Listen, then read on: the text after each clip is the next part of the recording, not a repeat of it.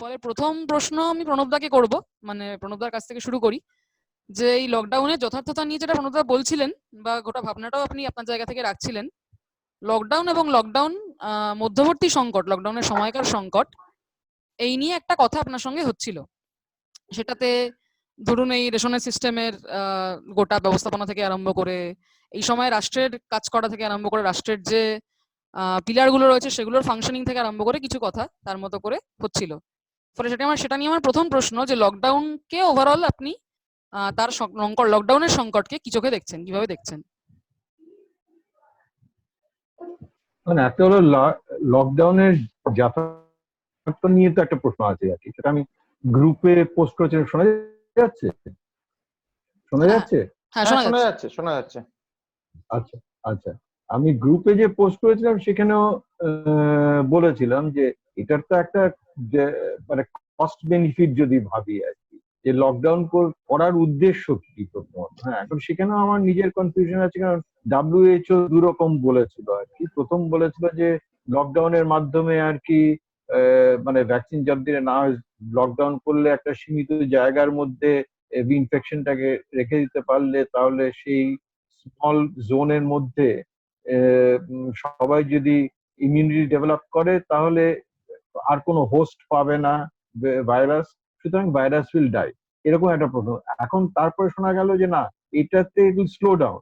এবার তাহলে slow down করলে আমাদের কি আদৌ স্লো ডাউন করে কোনো লাভ আছে? মানে can be build hospital infrastructure, যেটা বলছে যে মানে এই দেরিতে হলে তাহলে হসপিটাল ইনফ্রাস্ট্রাকচার বিল্ড করা যায়। হ্যাঁ, আমাদের ধরো যে আমি এমনিতে তুমি কালকে বলার পরে একটু দেখছিলাম আর কি, যে আমাদের বেড পার 10,000 মানে WHO হিসাব অনুসারে আর কি 2017 বলছে 0.7, পাকিস্তান 0.6, হ্যাঁ, যেখানে জাপানের 13.4, হ্যাঁ, আর USA তে 2.9, UK তে 2.8, সেখানেও তো এই বিভৎস অবস্থা। সুতরাং এইটার মধ্যে দিয়ে যে ইনফ্রাস্ট্রাকচার ইমিডিয়েটলি বিল্ড করা যাবে সেরকম তো আমার মনে হচ্ছে না। এখন সেটা যদি না হয় তাহলে এই লকডাউনটা করে এর উল্টো দিকে যেটা হচ্ছে যে এতগুলো পরিযায়ী শ্রমিক শুধু নয়, মানে প্রোডাকশন যেভাবে সাফার করছে, এটা ডিপ্রেশনের মধ্যে ছিলাম, এটা আরো গভীর মন্দায় চলে যাব। এটার থেকে আমরা কবে রিকভার করব তার কোনো নিশ্চয়তা নেই। মানে এর পরিসংখ্যান আমি জানি না এটাতে আলটিমেটলি কি হবে। দেখলাম খবরের কাগজে 44%, এই 29% আনএমপ্লয়মেন্ট হয়েছে, 44% অফ দ্য এই লেবার ফোর্স, তারা দে আর লুজিং দ্য জবস এখন। সুতরাং এইখান থেকে আমার মনে হচ্ছে যে আমরা যদি কস্ট বেনিফিট কষি তাহলে আমাদের মতন যারা স্থায়ী চাকরি করে বা পেনশন পাই, আমাদের ক্ষেত্রে লকডাউনের কস্টটা খুব মিনিমাম। লকডাউনের কস্টটা হলো ভীষণ স্কিউড আর কি, এবং সেই ইকোনমিক কস্টটা বেয়ার করবে একদম পুয়ারেস্ট অফ দ্য পুয়ার, বিশেষ করে যারা এই আনঅর্গানাইজ সেক্টর বা ক্যাজুয়াল শ্রমিক। সুতরাং আমার কাছে মনে হচ্ছে লকডাউনটা ইজ নট অ্যান অপশন আর কি, মানে কারণ আমরা জানিও না কতদিনে কি হবে, এটা কি উদ্দেশ্য। এটা যারা ডাক্তাররা তোমরা আছো, এটাই তোমরা এই বেটার বলতে পারবে। মানে আমি কি প্রশ্নটা ঠিক বুঝেছি না? হ্যাঁ, হ্যাঁ, আমি আরেকটু এই প্রশ্নটা থেকে আর একটা জায়গায় চলে যাই। আমি যেটা জিজ্ঞেস করছিলাম আপনাকে, যে ধরুন স্বাস্থ্যের একটা ইনফ্রাস্ট্রাকচারাল আপনি কথা বলছিলেন, যে পাকিস্তানের বেড রেশিও তার সঙ্গে ভারতের বেড রেশিও কম্পেয়ার করে একরকম ভাবে, ধরুন একরকম ভাবে তো না, সেটা আমাদের মোটামুটি একই রকম। তো একরকম ভাবে তো ধরুন নিওলিবারালিজম এদেশেও 90s অনওয়ার্ডস এরকম ভাবে হেলথের ক্ষেত্রে বলুন বা রেশনিং সিস্টেমের ক্ষেত্রে বলুন বা যাবতীয় যে জিনিসগুলো এখন গুরুত্বপূর্ণ হয়ে উঠছে, মানে আমরা ধরুন করোনা পরবর্তী করোনা সংকটের সময় যে প্রশ্নগুলো সব মিলিয়ে ফেসবুক থেকে আরম্ভ করে আলোচনার বিভিন্ন পরিধি থেকে আরম্ভ করে খবরের কাগজের বিভিন্ন নোটিশ রিপোর্ট থেকে আরম্ভ করে সব জায়গায় খুব গুরুত্বপূর্ণ প্রশ্ন আকারে উঠেও আসছে। তার মধ্যে একটা গুরুত্বপূর্ণ দিক স্বাস্থ্যের দিক, মানে স্বাস্থ্যের পরিকাঠামোর দিক।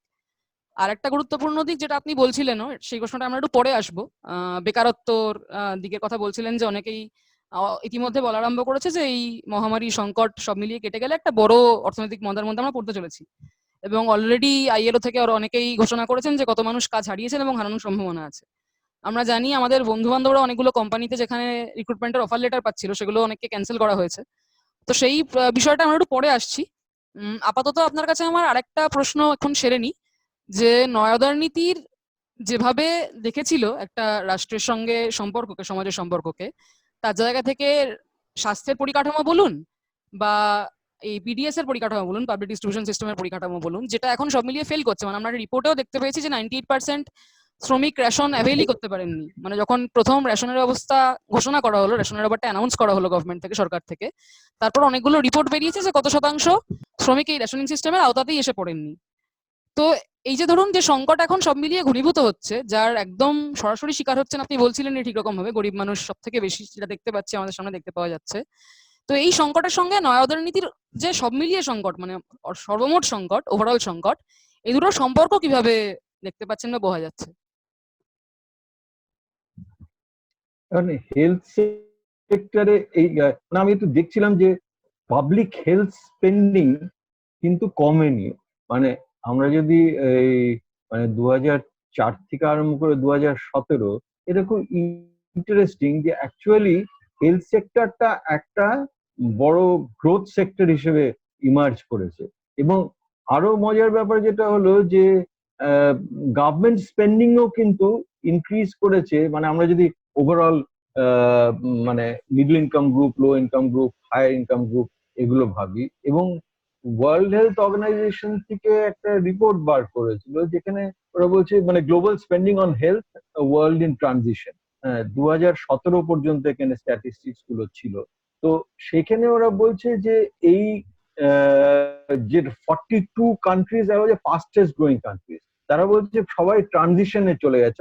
অর্থাৎ সেখানে বলছে হেলথ সেক্টরে government spending has is greater, মানে তার rate of growth is greater than the rate of growth of GDP. এবং তার সঙ্গে যেটা বলছে যে এই এই গভর্নমেন্ট স্পেন্ডিংটার এখানে একটা মজার ব্যাপার হলো গভর্নমেন্ট স্পেন্ডিংটা কিভাবে হচ্ছে আর কি। হ্যাঁ, সেটার সঙ্গে এই নয়া উদার নীতির একটা সম্পর্ক আছে। নয়া উদার নীতির মূল বক্তব্য হলো যে একটা মানুষ গড়া, এবং সেই মানুষ হলো যে আত্মকেন্দ্রিক হবে, যে তার নিজের চয়েস অনুসারে চলবে। এবং এইটা বলেছে যে মানে সে সমাজ থেকে বিচ্ছিন্ন, সমাজ বলে কিছু নেই। এটা মার্গারেট থ্যাচারের যে বক্তব্য ছিল। এখন এই হেলথ স্পেন্ডিংটা যদি দেখি যে সোশ্যাল হেলথ ইন্স্যুরেন্স, এইটার উপরে কিন্তু মারাত্মক ভাবে স্পেন্ডিংটা বেড়ে গেছে। তার সঙ্গে সঙ্গে অবশ্য যারা এর মধ্যে ধনী সম্প্রদায়, তাদের আউট অফ পকেট এক্সপেন্ডিচারও বেড়েছে। কিন্তু সাধারণভাবে হেলথ সেক্টরটা কিন্তু is emerging as a sector যেখানে কিন্তু ক্যাপিটাল ইনভেস্টমেন্ট হতে পারে। সুতরাং পাবলিক স্পেন্ডিং অন হেলথ এটা যে কমেছে সেরকম নয়। হ্যাঁ, এখন তার মধ্যে দিয়ে ইনফ্রাস্ট্রাকচার কেমন বেড়েছে আমার কাছে সেরকম তথ্য নেই যে কিভাবে ইনফ্রাস্ট্রাকচারের মানে ওই ভাগাভাগিটা। কিন্তু এর মধ্যে দিয়ে এই ইন্স্যুরেন্স, এই সোশ্যাল ইন্স্যুরেন্স যদি বাড়ে, তাহলে কিন্তু আমরা যেটা হচ্ছে যে ওই আগে যে গভর্নমেন্ট একটা চুজ করে দেবে, গভর্নমেন্ট তৈরি করে দেবে, সেরকম থেকে যে মানসিকতাটা এইভাবে মোড় দেওয়া যে যেখানে মানুষ চুজ করতে পারে। এবং এইটা খুব স্বাভাবিকভাবেই এটা খুব আকর্ষণীয়। অবশ্যই যারা গরিব তাদের কাছে ওই যে স্বাস্থ্য সাথী কার্ড টার্ড ইত্যাদি করে একরকম হবে, কিন্তু এই হেলথ স্পেন্ডিং যে কমছে সেটা কিন্তু না। In fact it is emerging as a sector যেটা ক্যাপিটাল কিন্তু আরো মানে এই প্যান্ডেমিক্স হলেও সম্ভবত আর কি আরো বেশি আর কি ইন্স্যুরেন্স, এই সোশ্যাল ইন্স্যুরেন্স এক্সপ্যান্ড করবে, মেডিসিন কোম্পানি এক্সপ্যান্ড করবে। সুতরাং এটা কিন্তু ক্যাপিটালের বরং সহায় হবে। এইটা মানে এটা কি উত্তর করতে হয়েছে না অন্য কি চাইছে? না, নিশ্চয়ই, হ্যাঁ। বলছি আমি হ্যাঁ, তো আমি রাতুলের কাছে চলে যাই। প্রণবদা একটা পার্ট বলছিলেন যে ওভারঅল নতুন পরিস্থিতি সহায়ক হবে ক্যাপিটালের জন্য, ইনভেস্টমেন্টের জন্য, হেলথ সেক্টরের তার জায়গা থেকে। ফলে একটা প্রশ্ন রাতুলের কাছে আমি চলে যাব, যে রিসেন্টলি আমরা দেখতে পাচ্ছিলাম যে মারুতির মতো সংস্থা বা ধরুন অটোমোবাইল সেক্টরের মানে খুব বিগ জায়েন্টস যারা, একটা পর্যায়ে তো লাস্টে একটা বড় পর্ব অটোমোবাইল সেক্টরের লসের মধ্যে কেটেছে। মানে আমরাও দেখেছি আমাদের মানে আমাদের এন্ড থেকে যে চাকরি বাকরির সমস্যা চলছে, অটোমোবাইল সেক্টর জেনারেলি লসে রান করছে। বৃহৎ পরিমাণে এই কারখানাগুলোর প্রোডাকশন বড় পরিমাণে শেষ পর্যায়ে দুর্ভোগের মধ্যে দিয়ে চলেছে। তো মারুতি বলুন বা মাহিন্দ্রা বলুন, এই ধরনের কোম্পানিগুলো একটা বিশেষ মানে শেষ পর্যায়ে এই করোনা মহামারী সংকট শুরু হওয়ার পর দেখা যাচ্ছে যে ফার্মাসিউটিক্যাল ইন্ডাস্ট্রি মানে গোটা ওষুধের যে ইন্ডাস্ট্রিগুলো, তার মধ্যে অবশ্যই ওষুধের যে বড় বড় কোম্পানিগুলো রয়েছে মানে র্যাঙ্কবক্সির মতো কোম্পানি বা আরো বিভিন্ন বড় বড় কোম্পানিগুলো রয়েছে, তার সঙ্গে একরকম প্যাক্টের মধ্যে দিয়ে যাচ্ছে। মানে মারুতি অলরেডি বিভিন্ন কর্মীকে ছাঁটাই করার কথা ঘোষণা করেছে এবং মারুতি মাহিন্দ্রা একটা ইনভেস্টমেন্ট বলেছে যে মেডিসিনাল ইন্ডাস্ট্রিতে করবে বলে ঠিক করেছে। ফলে এই বিষয়ে যদি সব মিলিয়ে প্রণবদা যে পার্টটা বলছিলেনও যে সব মিলিয়ে একটা নতুন পসিবিলিটিও দেখা যাচ্ছে যে শুধু সংকটের মধ্যে দিয়ে যে বোঝা যাচ্ছে পাবলিক স্পেন্ডিং কম এরকমটা নয়, আবার ইনভেস্টমেন্টেরও একটা বড় চান্স ওপেন হচ্ছে এই পুরোটার মধ্যে দিয়ে। এই ডুয়ালিটিটাকে কিভাবে দেখা যাচ্ছে বা বোঝা যাচ্ছে? প্রথমত বলবো যে হেলথের ক্ষেত্রে ভারতের স্পেন্ডিং বেশ কম, মানে গত 10 বছর সেটা স্ট্যাগনেন্ট থাকলেও যদি দেখা যায় যে ব্রিক্স এর বাকি দেশগুলোর সাথে যদি তুলনা করি, মানে ব্রাজিলের 3.9% ওভারঅল জিডিপির, চায়নার একটা অন্য হেলথ ইনফ্রাস্ট্রাকচার রয়েছে, এবং এখানেও আরো নির্দিষ্টভাবে বলতে গেলে পাবলিক স্পেন্ডিং সম্ভবত আমি মানে খেয়াল করতে পারছি না, কিন্তু 1.29 বা 1.3 এর আশেপাশে। ফলে 3.6% অফ দ্য জিডিপি যদি দেখা যায় পাবলিক স্পেন্ডিং অত্যন্ত কম। মানে আপনি যদি এমনকি মানে বিভিন্ন অন্যান্য দেশগুলোকে দেখেন, উন্নত দেশগুলো বলুন বা ওই অর্থে উন্নয়নশীল দেশগুলোর মধ্যেও চীন দেখেন, কিউবার মতন একটা দেশ দেখেন, সেখানে হেলথ স্পেন্ডিং যথেষ্ট বেশি এবং সেখানে পাবলিক স্পেন্ডিং যথেষ্ট পরিমাণে বেশি। ফলে প্রণবদা যে কথাটা বলছিলেন সেটা সুর ধরেই বলি যে নয়া উদারনীতির মূল ব্যাপারটা সম্ভবত যে স্টেট শুধু সরে যাবে এরকম নয়, স্টেট পুঁজির সাথে একটা নতুন গাঁটছড়া হবে। যদি আমরা দেখার চেষ্টা করি যে নয়া উদারবাদের ক্ষেত্রে স্টেটের ভূমিকা কি, তার গভর্নেন্সের পলিটিক্স বলি, তার ইনফ্রাস্ট্রাকচার বিল্ডিং এর রোল বলি, সেগুলো দেশ ভিন্নতায় আলাদা আলাদা নিশ্চয়ই। ফলে ভারতের মতন দেশের ক্ষেত্রে এখানে গভর্নমেন্ট যে রোলটা নিয়েছে, ধরা যাক একটা ক্লাসিক্যাল নাম যদি এর দেওয়া যায় পিপিপি, পাবলিক প্রাইভেট পার্টনারশিপ। আপনি মেডিকেল কলেজে যান, সেখানে গভর্নমেন্টেরই সেট আপ করে একটা জায়গাতে গভর্নমেন্টেরই লোন দেওয়া, এতে ইকো এক্সরে তার একটা টেকনিক্যাল এক্সপার্টাইজ এর উপর ভিত্তি করে CT scan machine, MRI machine বসিয়েছে এবং সেখানে তার একটা চার্জ নিচ্ছে। এখন এই কদিন আগে থেকে সেটা ফ্রি করা হয়েছে, সেটা আলাদা ব্যাপার। কিন্তু মোদ্দা কথা যেটা বলতে চাচ্ছি যে ইনফ্রাস্ট্রাকচারাল বিল্ড আপের মানে যে প্রসেস, তাতে পাবলিক শেয়ার থাকলেও তার মোড অফ অ্যাপ্রোপ্রিয়েশনে প্রাইভেট ইন্টারেস্ট জোরালোভাবে আটকে রয়েছে। এইটা একটা বেশ ভালো রকম ভাবে ভারতের ক্ষেত্রে হেলথ ইনফ্রাস্ট্রাকচারের ক্ষেত্রেও দেখা যায়। 2 নম্বর, কৃষ্মিতা যে প্রশ্নটা নির্দিষ্টভাবে করছিল যে কি ধরনের অপরচুনিটি তৈরি হবে, সেইটা তো সামনের সময় বলতে পারবে। এমনি ফার্মাসিউটিক্যাল ইন্ডাস্ট্রিতে ভারতের এক ধরনের কোর ক্যাপাসিটি আছে, ফলে সেটা আলোচনাতে এসছেও যে মানে গোটাটাই যেভাবে বিজনেস পলিসি স্ট্র্যাটেজি বা তার গোটা মার্কেটের ডাইনামিক্স এর বড় রকম শেপিং করতে পারে। একটা প্যান্ডেমিক তো একটা ছোটখাটো ব্যাপার নয়, গোটা বিশ্বজুড়ে সম্ভবত এই এই অবস্থা, এই গোছের একটা জেনারেলাইজড ক্রাইসিস, যে বিশ্বের সমস্ত দেশ প্রায় ক্রাইসিসে পড়েছে, উন্নত দেশ থেকে শুরু করে উন্নয়নশীল থেকে শুরু করে সমস্ত কোণা। এটা তো আনপ্রেসিডেন্টেড, আমরা আমাদের জীবদ্দশায় কখনো এরকম দেখি। ফলে খুবই স্বাভাবিকভাবে সেটা নতুন কিছু সমীকরণের জন্ম দেবে। নির্দিষ্টভাবে বলতে গেলে ভারতের ক্ষেত্রেও সেটা জন্ম দেবে যে হেলথ ইন্ডাস্ট্রিতে ইনফ্রাস্ট্রাকচারাল ইনভেস্টমেন্ট কর্পোরেট সেক্টরের লোক তারা বাড়াতে চাইবেন, তারা তাদের মতন করে ক্যাপাসিটি বিল্ড করতে চাইবেন। ফলে মানে তার জায়গা থেকে ভেন্টিলেটর প্রোডাকশনে মারুতির এনগেজমেন্ট হোক বা রেনভেক্সি কিংবা ফাইজার কি কারোর সাথে আরো এদের নতুন চুক্তি হোক, এগুলো খুবই স্বাভাবিক ব্যাপার। মানে এখানে আমার যেটা মনে হচ্ছে যে কৃষ্মিতা প্রথম যে প্রশ্নটা করছিল যে সেখানে দাঁড়িয়ে মানে একটা হেলথ ফর অল, মানে হেলথ ফর অল এর সিস্টেম হিসেবে, পাবলিক হেলথ সিস্টেমের ডিমান্ড হিসেবে হেলথ ফর অল ভারতবর্ষের 2012 সালে শ্রীনাথ রেড্ডির নেতৃত্বাধীন হাই এক্সপার্ট কমিটি প্রপোজ করেছিল এবং তারা দেখিয়েছিল যে জিডিপি মানে পাবলিক স্পেন্ডিং এর রেসপেক্টে 1.3 সামথিং পার্সেন্টেজ যদি আরো খরচা করা যায়, তাহলেই একটা কম্প্রিহেন্সিভ নেটওয়ার্ক তৈরি করা যাবে ভারতের হেলথ কেয়ার ডেলিভারি। এবং তারা খুব স্ট্রংলি ডিনাউন্স করেছিল যে যেভাবে প্রেজেন্ট ইন্স্যুরেন্সের পলিসিগুলো নিয়ে আসা হচ্ছে, সেটা প্রাইভেট হাত ধরে ধরুন, সেটা ম্যাক্স বুপা ইন্স্যুরেন্স আসা হোক বা অ্যাপোলো মিউনিক ইন্স্যুরেন্স আসা হোক, কিংবা প্রধানমন্ত্রীর আরোগ্য যোজনা হোক বা স্বাস্থ্য সাথী, RSVI, এই যে মডেলটা, এটা হেলথের একটা নির্দিষ্ট ধরনের মডেল। এর উল্টো দিকে 2012 শ্রীনাথ রেড্ডির হাই এক্সপার্ট কমিটি বলেছিল হেলথ ফর অল এর মানে সেটা সেই অর্থে দেশের স্বাস্থ্য মানে শুধু চিকিৎসা নয়, নট ট্রিটমেন্ট অনলি, গোটা হেলথের ডেভেলপমেন্টে নতুন একটা দিগন্তকারী দিক হতে পারে। তা মজার ব্যাপার যে সেই সময়কার তৎকালীন যোজনা কমিশনের মন্টেক সিং আলুওয়ালার নেতৃত্বে চলা যোজনা কমিশনের সেই রিপোর্টকে গুরুত্ব দেয়নি, এবং পরে মোদী সরকার আসার পরে তারাও সেটাকে রিজেক্ট করেছে আউট অ্যান্ড আউট। এবং একটু খেয়াল করলে দেখা যাবে যে সমস্ত মানে শুধু কিউবাতে হেলথ ফর অল আছে ব্যাপারটা এরকম নয়। NHS যদি দেখা যায় ব্রিটেনের মডেল, সেটাও যথেষ্ট ভালো একটা মডেল। ফলে হেলথ কেয়ার ডেলিভারি সিস্টেমের যে বিভিন্ন রকম মডেল আছে, যেমন ধরা যাক যে আমেরিকার ক্ষেত্রে, আমেরিকায় আপনি পার ক্যাপিটাল মানে পার্সেন্টেজ অফ স্পেন্ডিং যদি দেখেন হেলথে অনেক বেশি ভারতের থেকে, পার্সেন্টেজ সম্ভবত 12-10 এরকম আসতে হবে। কিন্তু আমেরিকা অন্যতম দেশ যেখানে লোকে সাধারণ চিকিৎসার অভাবেও মারা যায়। অ্যাপেন্ডিক্সে আমেরিকা যে পরিমাণে রোগী মারা যায়, সেই সংখ্যাটা ভারতের থেকে বেশিও সম্ভবত কিছু কিছু জায়গায় কম্পেয়ার করলে। ফলে পাবলিক বা হেলথ ফর অল এরকম একটা হেলথ কেয়ার ডেলিভারি সিস্টেমের প্রয়োজনীয়তা আমার ধারণা আজকে আরো জোরালোভাবে উঠে আসছে। এবারে স্বাভাবিকভাবেই কর্পোরেট সেক্টর তারা একটা ভাবে ক্রাইসিসকে ব্যবহার করে একটা ভাবে জিনিসটার সমাধান করতে চাইবে, আর উল্টো দিকে দাঁড়িয়ে আমরা যারা মানে ভাবছি এই প্রশ্নগুলোকে নিয়ে সমাজে একটা ভাবে হাজির হওয়া, ফলে আজকে পাবলিক হেলথ কেয়ারের ডিমান্ড বা সার্বিকভাবে হেলথ ফর অল এর কয়েনেজ এবং তার ডিমান্ড কিন্তু আরো জোরালো ভাবে ওঠার স্পেস রয়েছে সমাজে।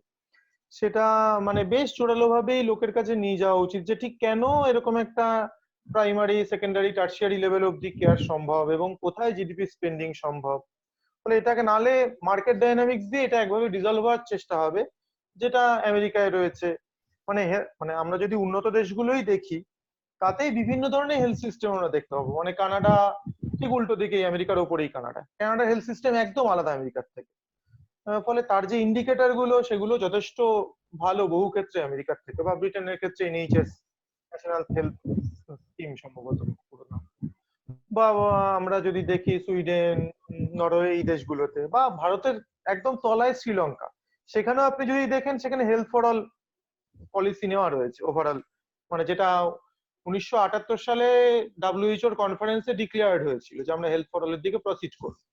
ফলে শ্রীলঙ্কার ক্ষেত্রেও health system, health care delivery system এবং তার যে infant mortality rate, maternal mortality rate, সেগুলো ভারতের থেকে বহু ক্ষেত্রে উন্নত, এবং এরকম একটা সমস্যার ক্ষেত্রে তারা অনেক বেটার ম্যানেজও করতে পারছে। এই আমার প্রাথমিক মত। আমি পরবর্তী প্রশ্নে একটু চলে যাব। সেটা হচ্ছে যে এমনি একটা কথা একটু আগে রাতুলও বলতে গিয়ে রেফার করছিল যে জেনারেলি সব মিলিয়ে যেভাবে মানে মার্কেট এবং স্টেটের ইন্টারাকশন, সেটা স্পেসিফিক্যালি হেলথের প্রশ্নে একরকম ভাবে কথা হচ্ছিল, মার্কেট স্টেট দুজনের সম্পর্কের ভিত্তিতে। একটা অন্য প্রসঙ্গে একটু যাব, সেটা হচ্ছে যে এই করোনা ভাইরাস কোথা থেকে এলো নিয়ে হচ্ছে প্রচুর বিতর্ক, আলোচনা ইত্যাদি চলেছে। মানে মাঝে হচ্ছে ডোনাল্ড ট্রাম্প এটাকে চাইনিজ ভাইরাস বলে ঘোষণা করলেন, সেই জায়গা থেকে এখানে আমরা ভারতবর্ষে দেখলাম একরকম ভাবে করোনা ভাইরাস চীনের ল্যাবে তৈরি হয়েছে থেকে এই ধরনের নানান কথাবার্তা ছড়ালো নানান রকম ভাবে। বেশ কিছু লেখালেখি এর মধ্যে যেটা গুরুত্বপূর্ণভাবে উঠে এসছে এইসব বিতর্কের মাঝে, আমি ওই বিতর্কগুলোতে ঠিক যাচ্ছি না, এইসব বিতর্কের মাঝে যে প্রশ্নগুলো উঠে এসছে যে লিথাল ভাইরাসের উৎপত্তির কারণ, মানে কেন করোনা ভাইরাস আজকে বা এই ধরনের ভাইরাস ঠিক কি কারণে জেনেটিক রেজিস্ট্যান্স দেওয়া সম্ভব হচ্ছে না, সেখানে কথা বলতে গিয়ে বিগ অ্যাগ্রো ফার্মিং বা বিগ অ্যাগ্রোর কথা, মানে চীনের ক্ষেত্রে 1990 পরবর্তী একটা বড় সময়ে যে বিগ অ্যাগ্রো ইন্ডাস্ট্রি ডেভেলপ করেছে, মানে যেখানে 2008 পরেও গোল্ডম্যান স্যাক্স এর মতো কোম্পানি যারা ইনভেস্ট করতে আরম্ভ করে, মানে 90 পরবর্তী ওটা চীনে ডেভেলপ করতে আরম্ভ করে গোটা ইন্ডাস্ট্রিটা। ফলে এই ক্ষেত্রেও তো একটা সম্পর্ক রয়েছে, মানে মার্কেটের সঙ্গে স্টেটের, মানে চীনের তার বৈশিষ্ট্য অনুযায়ী, অবভিয়াসলি চীনের নিজের মডেল অনুযায়ী।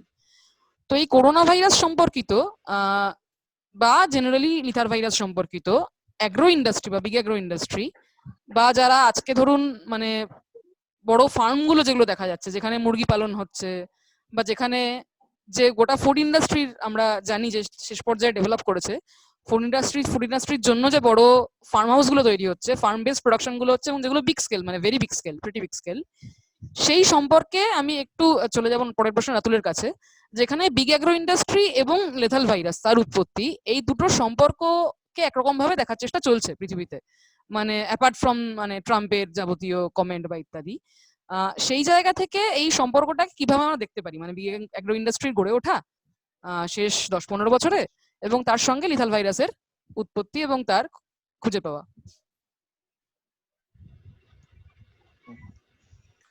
না মানে ওই প্রণবদা প্রথম যে কথাটি বলছিলেন ওখানে ফিরে যাই, যে নয় উদারবাদ মানুষকে একটা ভাবে নির্মাণ করছে, মানে এটা তার অবশ্যই একটি গুরুত্বপূর্ণ দিক। যে কথাটা বলা যায় যে শেষ একটা বড় পর্যায়ে জুড়েই, মানে যদি আমরা এইভাবে ভাবি যে মানুষের মাটন মানে অ্যানিমেল প্রোটিন কনজাম্পশন কি পরিমাণে বেড়েছে, তার গ্রাফটা প্রায় এক্সপোনেনশিয়ালি বেড়েছে দেখা যাবে। বা এই যে মডার্ন ব্রয়লার পোল্ট্রি মুরগি, তার শেপ সেটা আজকে যেরকম দেখতে লাগে, বা ভারতের ক্ষেত্রে বিফ ওরকম নেই, যে ঠিক তাকে কিভাবে শেপ করা হলো, সেই অ্যানিমেল হাজবেন্ডারি গুলো কি করে তৈরি করা হলো, তার একটা বড় গল্প শেষ পর্যায়ে অ্যাগ্রো বিজনেস। মানে এটা শুধু অ্যানিমেল প্রোটিনের ক্ষেত্রেও নয়, সার্বিকভাবে কৃষি ক্ষেত্র তাকে ধরে গোটা বিষয়টা ডেভেলপ করেছে। মানে এর সরাসরি প্রভাবটা যদি বলা যায়, ধরা যাক যে আমরা যদি মানে এর ক্ষেত্রে আফ্রিকার কিছুদিন আগেই ঘটে যাওয়া আমাদের যে ভাইরাস নাম হলো ইবোলা, হ্যাঁ, ইবোলার যদি আমরা গোটা তার স্প্রেড ডাইনামিক্সটা দেখি, আমি জিকা বারবার মাথায় আসছিল। ইবোলা ভাইরাস, ইবোলা নদীর নাম দিয়ে তৈরি হওয়া একদম একটা নতুন ভাইরাস। এটা নির্দিষ্টভাবেই বাদুড়ের থেকে আসা। তার যদি আমরা তার এপিডেমিওলজিক্যাল স্প্রেড ডাইনামিক্সটা দেখি, দেখা যাবে যে মানে মানুষ কি আগে বাদুড় খেত না? অবশ্যই খেত, কিন্তু কিভাবে একটা জিনিস মানে বাদুড়ে কি এরকম ভাইরাস আগে ছিল না, এটা কি নতুন তৈরি হচ্ছে, এটা কি ঠিক এরকম, তাও কিন্তু ব্যাপারটা নয়। সমস্যা হচ্ছে যে ইকোলজিক্যাল সিস্টেমে আমরা বাস করি, তাতে দাঁড়িয়ে আজকে একদম আপনি প্রত্যন্ত গ্রামেও চলে যান, তার আশেপাশের যে মফস্বল, তার মধ্য দিয়ে ফুড চেনের নতুন একটা ডায়নামিক্স তৈরি হয়েছে। মানে সেখান থেকে যে পরিমাণে খাবার দাবার আজকে শহরে আসে, তার যে প্রক্রিয়াকরণ, মানে আমাদের চীনে যেতে হবে না, আমরা যদি পশ্চিমবঙ্গই দেখি, পশ্চিমবঙ্গই দেখুন, প্রত্যেকটা গ্রামাঞ্চলে আপনারা গেলেই দেখবেন একটা পোল্ট্রি ফার্ম গজিয়ে উঠেছে। ফলে কোনো একটা রেয়ার ভাইরাস, বন্য ভাইরাস, সেটা যদি কোনো একটা প্রক্রিয়ায় মানুষের হোস্টে এসে হাজির হয়, তাহলে সেটার স্প্রেডিং মেকানিজম এই এই প্রোডাক্ট মানে আমাদের ফুড চেনটার মেকানিজমের ফলেই তার এপিডেমিওলজি অত্যন্ত জোরালো ভাবে এগিয়ে যাচ্ছে। এটা একটা দিক। দ্বিতীয় দিক হচ্ছে যে বিপুল পরিমাণে মানুষ যারা একটা ভাবে আমাদের এই নয় উদার নীতির হাত ধরে তার যে ডিসপোজিশনের প্রসেস, যে অ্যাকুমুলেশন বাই ডিসপোজিশন ঘটে চলেছে, তার মধ্যে দিয়ে তাদের জীবন জীবিকা এবং বাস্তুতন্ত্র থেকে বিচ্ছিন্ন হচ্ছেন, তারা নতুন ফুড হ্যাবিটে ঢুকছেন।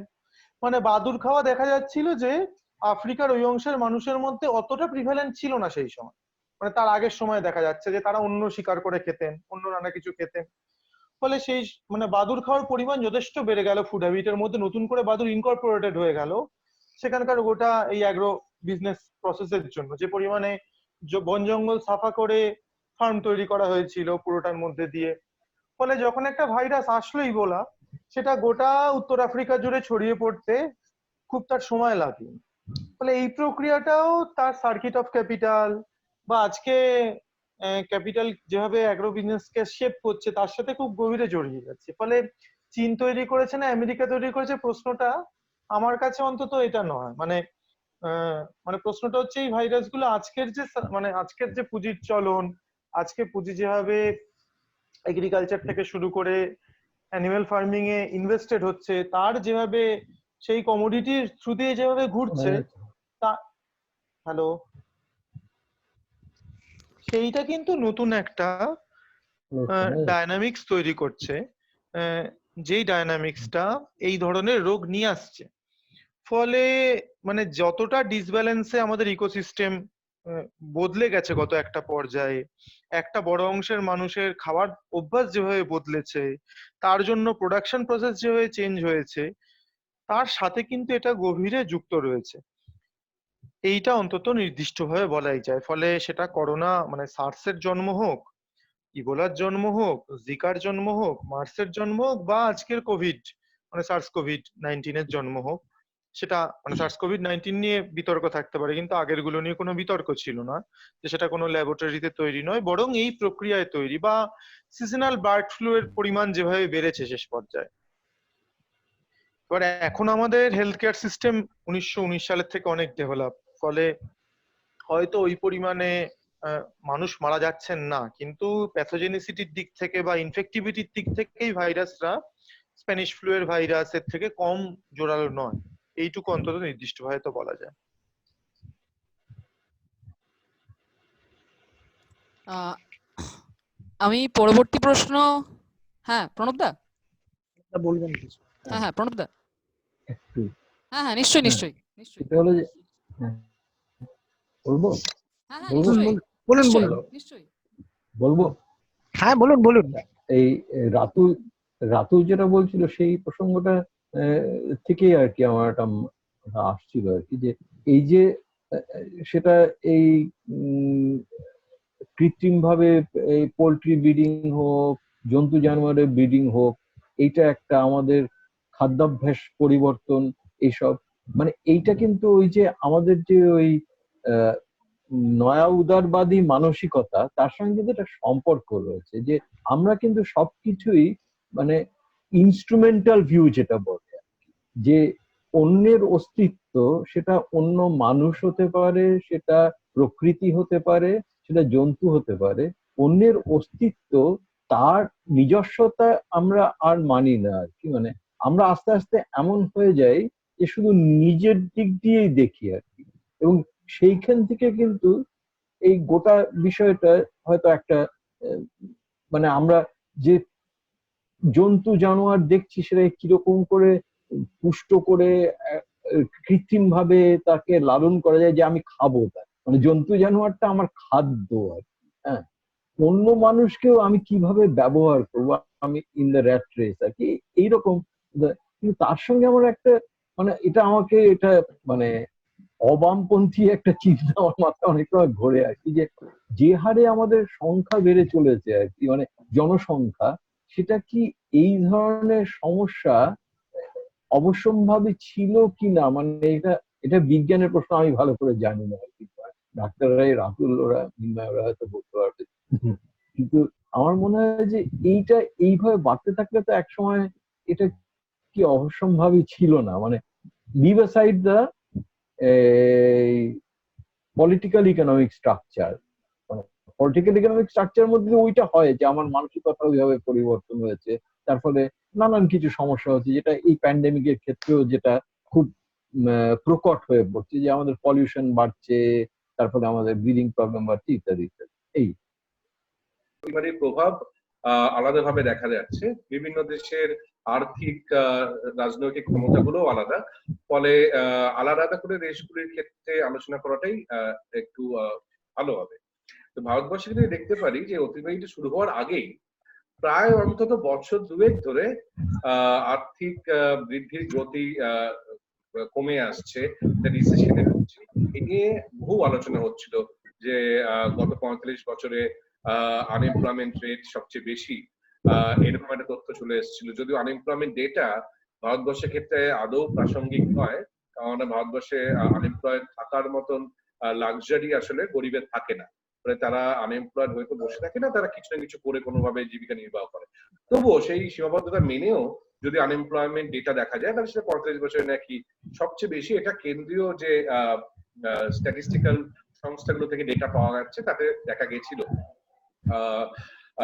এমনকি যে খাবার দাবার বা অন্যান্য প্রয়োজনীয় বা অন্যান্য যে কোনো জিনিসপত্র ওপরে খরচা, সেটা তো একটা মাপকাঠি হয় যে মানুষের হাতে কতটা টাকা আছে, সেই কনজিউমার এক্সপেন্ডিচার যদি দেখা হয়, তাহলে দেখা যাচ্ছে যে ভারতবর্ষে বহু বহু দশক পরে প্রথমবার কমেছে। এটা ওই ন্যাশনাল স্যাম্পল সার্ভে থেকে যে কনজিউমার এক্সপেন্ডিচার সার্ভে গুলো বেরোয়, সেখানে দেখা গেছে যে এই শেষতম যে সার্ভেটা বেরিয়েছে, যতদূর মনে পড়ছে খুব সম্ভবত 2017-18 সার্ভে, এটা দেখা যাচ্ছে কমেছে।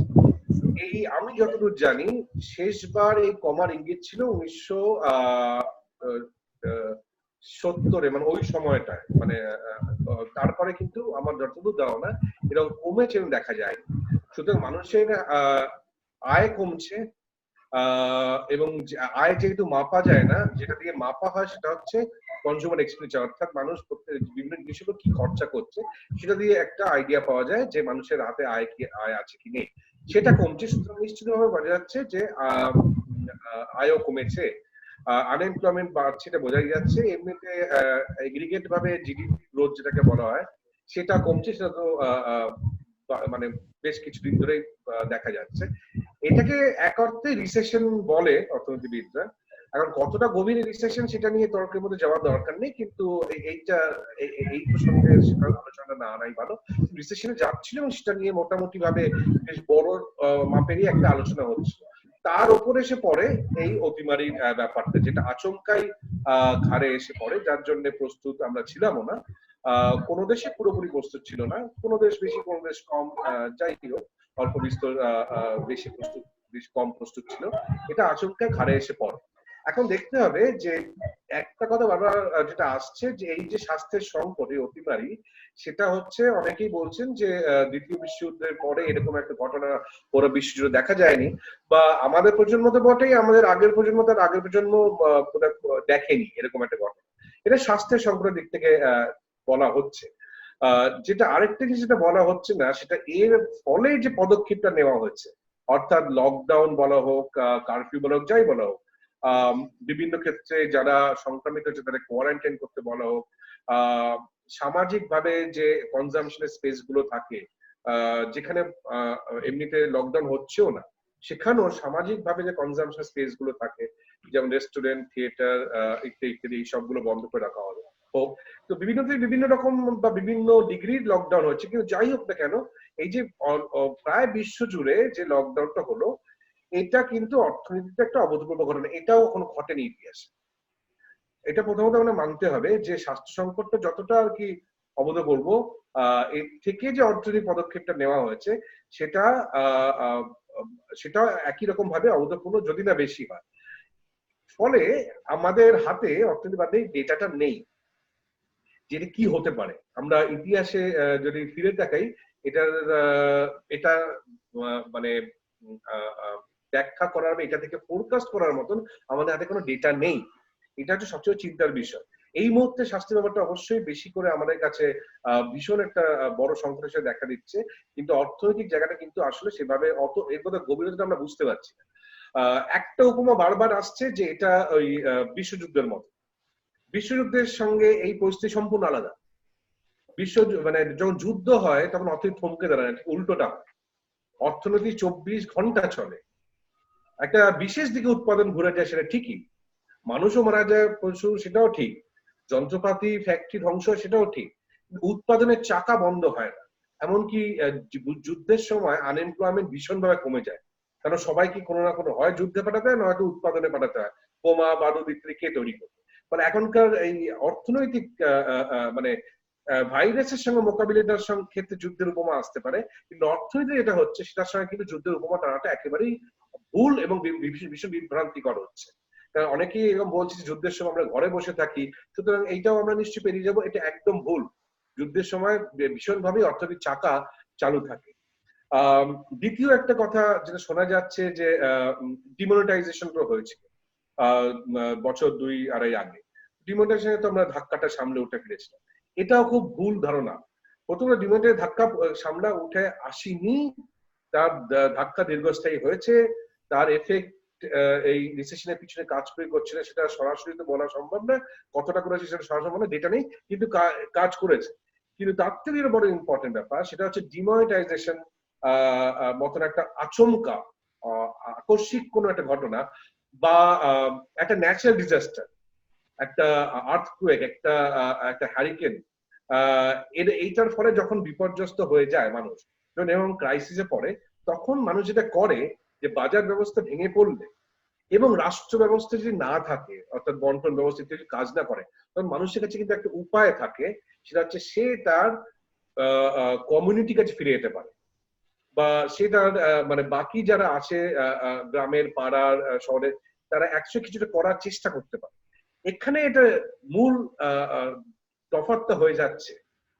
এই যে বাজার বা রাষ্ট্রের বাইরে জন্য একটা স্পেস থাকে, অর্থনৈতিক স্পেস, যেখানে বিপদের সময় অন্তত মানুষ, এমনি সময়ও হয় কিন্তু বিপদের সময় আরো বেশি করে মানুষ সেটার উপর নির্ভরশীল হয়ে পড়ে, কারণ রাষ্ট্রের ব্যবস্থাটা এবং বাজেট ব্যবস্থা পুরোটা ভেঙে পড়ে। সেইটা কিন্তু এখন এখানে কাজ করবে না।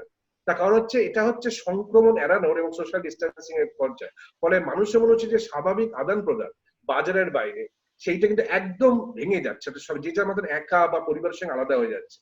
এই বিনিময় প্রথাতেও মানুষ কিন্তু ফিরে যেতে পারবে না। অর্থাৎ আমার কাছে অর্থ নেই, আমার কাছে কিছু একটা আছে, একটা থালাবাটি আছে, সেটা দিয়ে আমি একটা কিছু দেব, এই যে একটা বিনিময় প্রথায় শেষ আশ্রয় হিসেবে ফিরে যাওয়ার সুযোগ থাকে, সেটাও কিন্তু কাজ করবে না। ডিমনিটাইজেশনে কিন্তু এটা অনেক জায়গায় কাজ করেছিল। মানুষ এটা হয়েছিল, টাকা ছিল না কিন্তু কিছুটা ক্রেডিটের উপর দাঁড়িয়ে, অর্থাৎ আমি এই মুহূর্তে টাকা দিতে পারছি না কিন্তু ক্রেডিট দিলাম, তার জন্য এইটা আমি বন্ধ করে রাখলাম, এরকম কিন্তু অনেক কিছু মানুষ কিছুটা হলে সামলাতে পেরেছিল।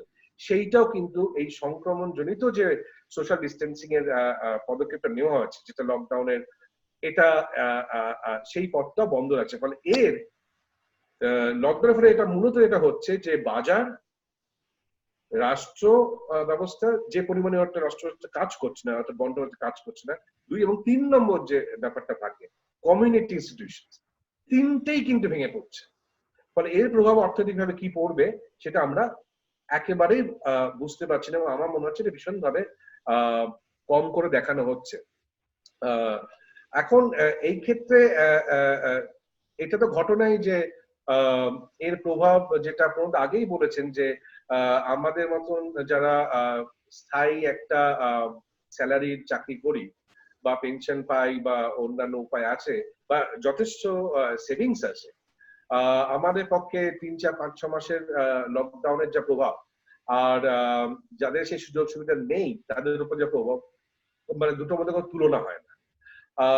কিন্তু মুশকিলটা হচ্ছে যে এক্ষেত্রে এটা দীর্ঘকালীন প্রভাবের ব্যাপার আছে, আর আপদকালীন প্রভাবের ব্যাপার আছে। এই মুহূর্তে ইমিডিয়েটলি অবশ্যই প্রভাবটা গরিবদের উপর মারাত্মক ভাবেই বেশি, কিন্তু দীর্ঘকালীন এই প্রভাবটা স্থায়ী হবে নানা কিছুর মধ্যে দিয়ে। সেটা আমাদের মতন মানুষদের স্বভাব, আমাদের যে কেনার বা খরচা করার যে প্রবণতা, সেইগুলো কিভাবে এর দ্বারা এফেক্টেড হবে তার উপর নির্ভর করবে কিন্তু গোটা অর্থনীতির উপর প্রভাবটা কি পড়বে। অর্থাৎ আজ থেকে 3-4 মাসে এয়ারলাইন্স খুলে গেল, লকডাউন মোটামুটি ভাবে উঠে গেল, তার মানেই আমাদের মতন লোকেরা গিয়ে থিয়েটার হলে, সিনেমা হলে, শপিং মলে, রেস্টুরেন্টে, যাদের পয়সা আছে তাদের কথা বলছি, বা একটা ক্রিকেট ম্যাচ হলো সেটা দেখতে যাওয়া, এগুলো শুরু করবো তা কিন্তু আমাদের মধ্যে ভয় কাজ করবে।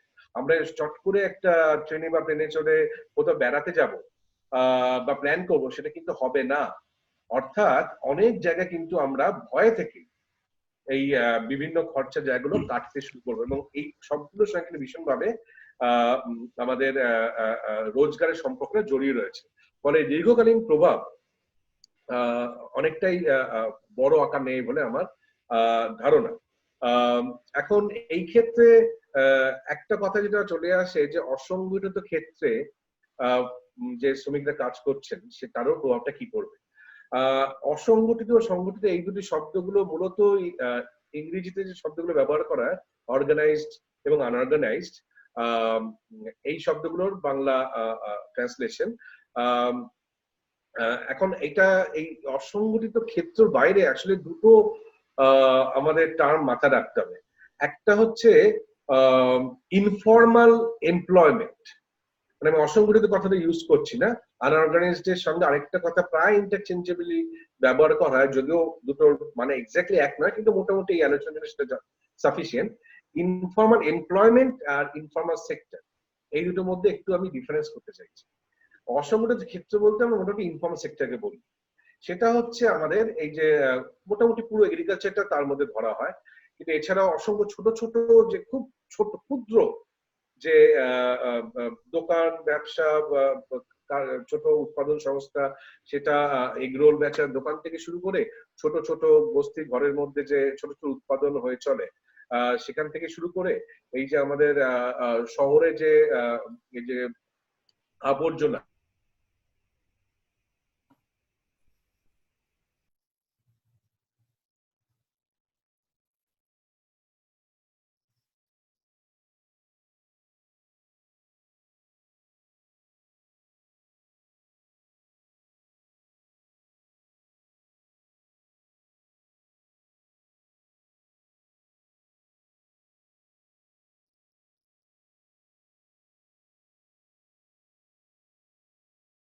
মানে মানুষ গিয়ে সরাসরি আর কি কেনাকাটা করতে পারছে, বাজারে বেরোতে পারছে না।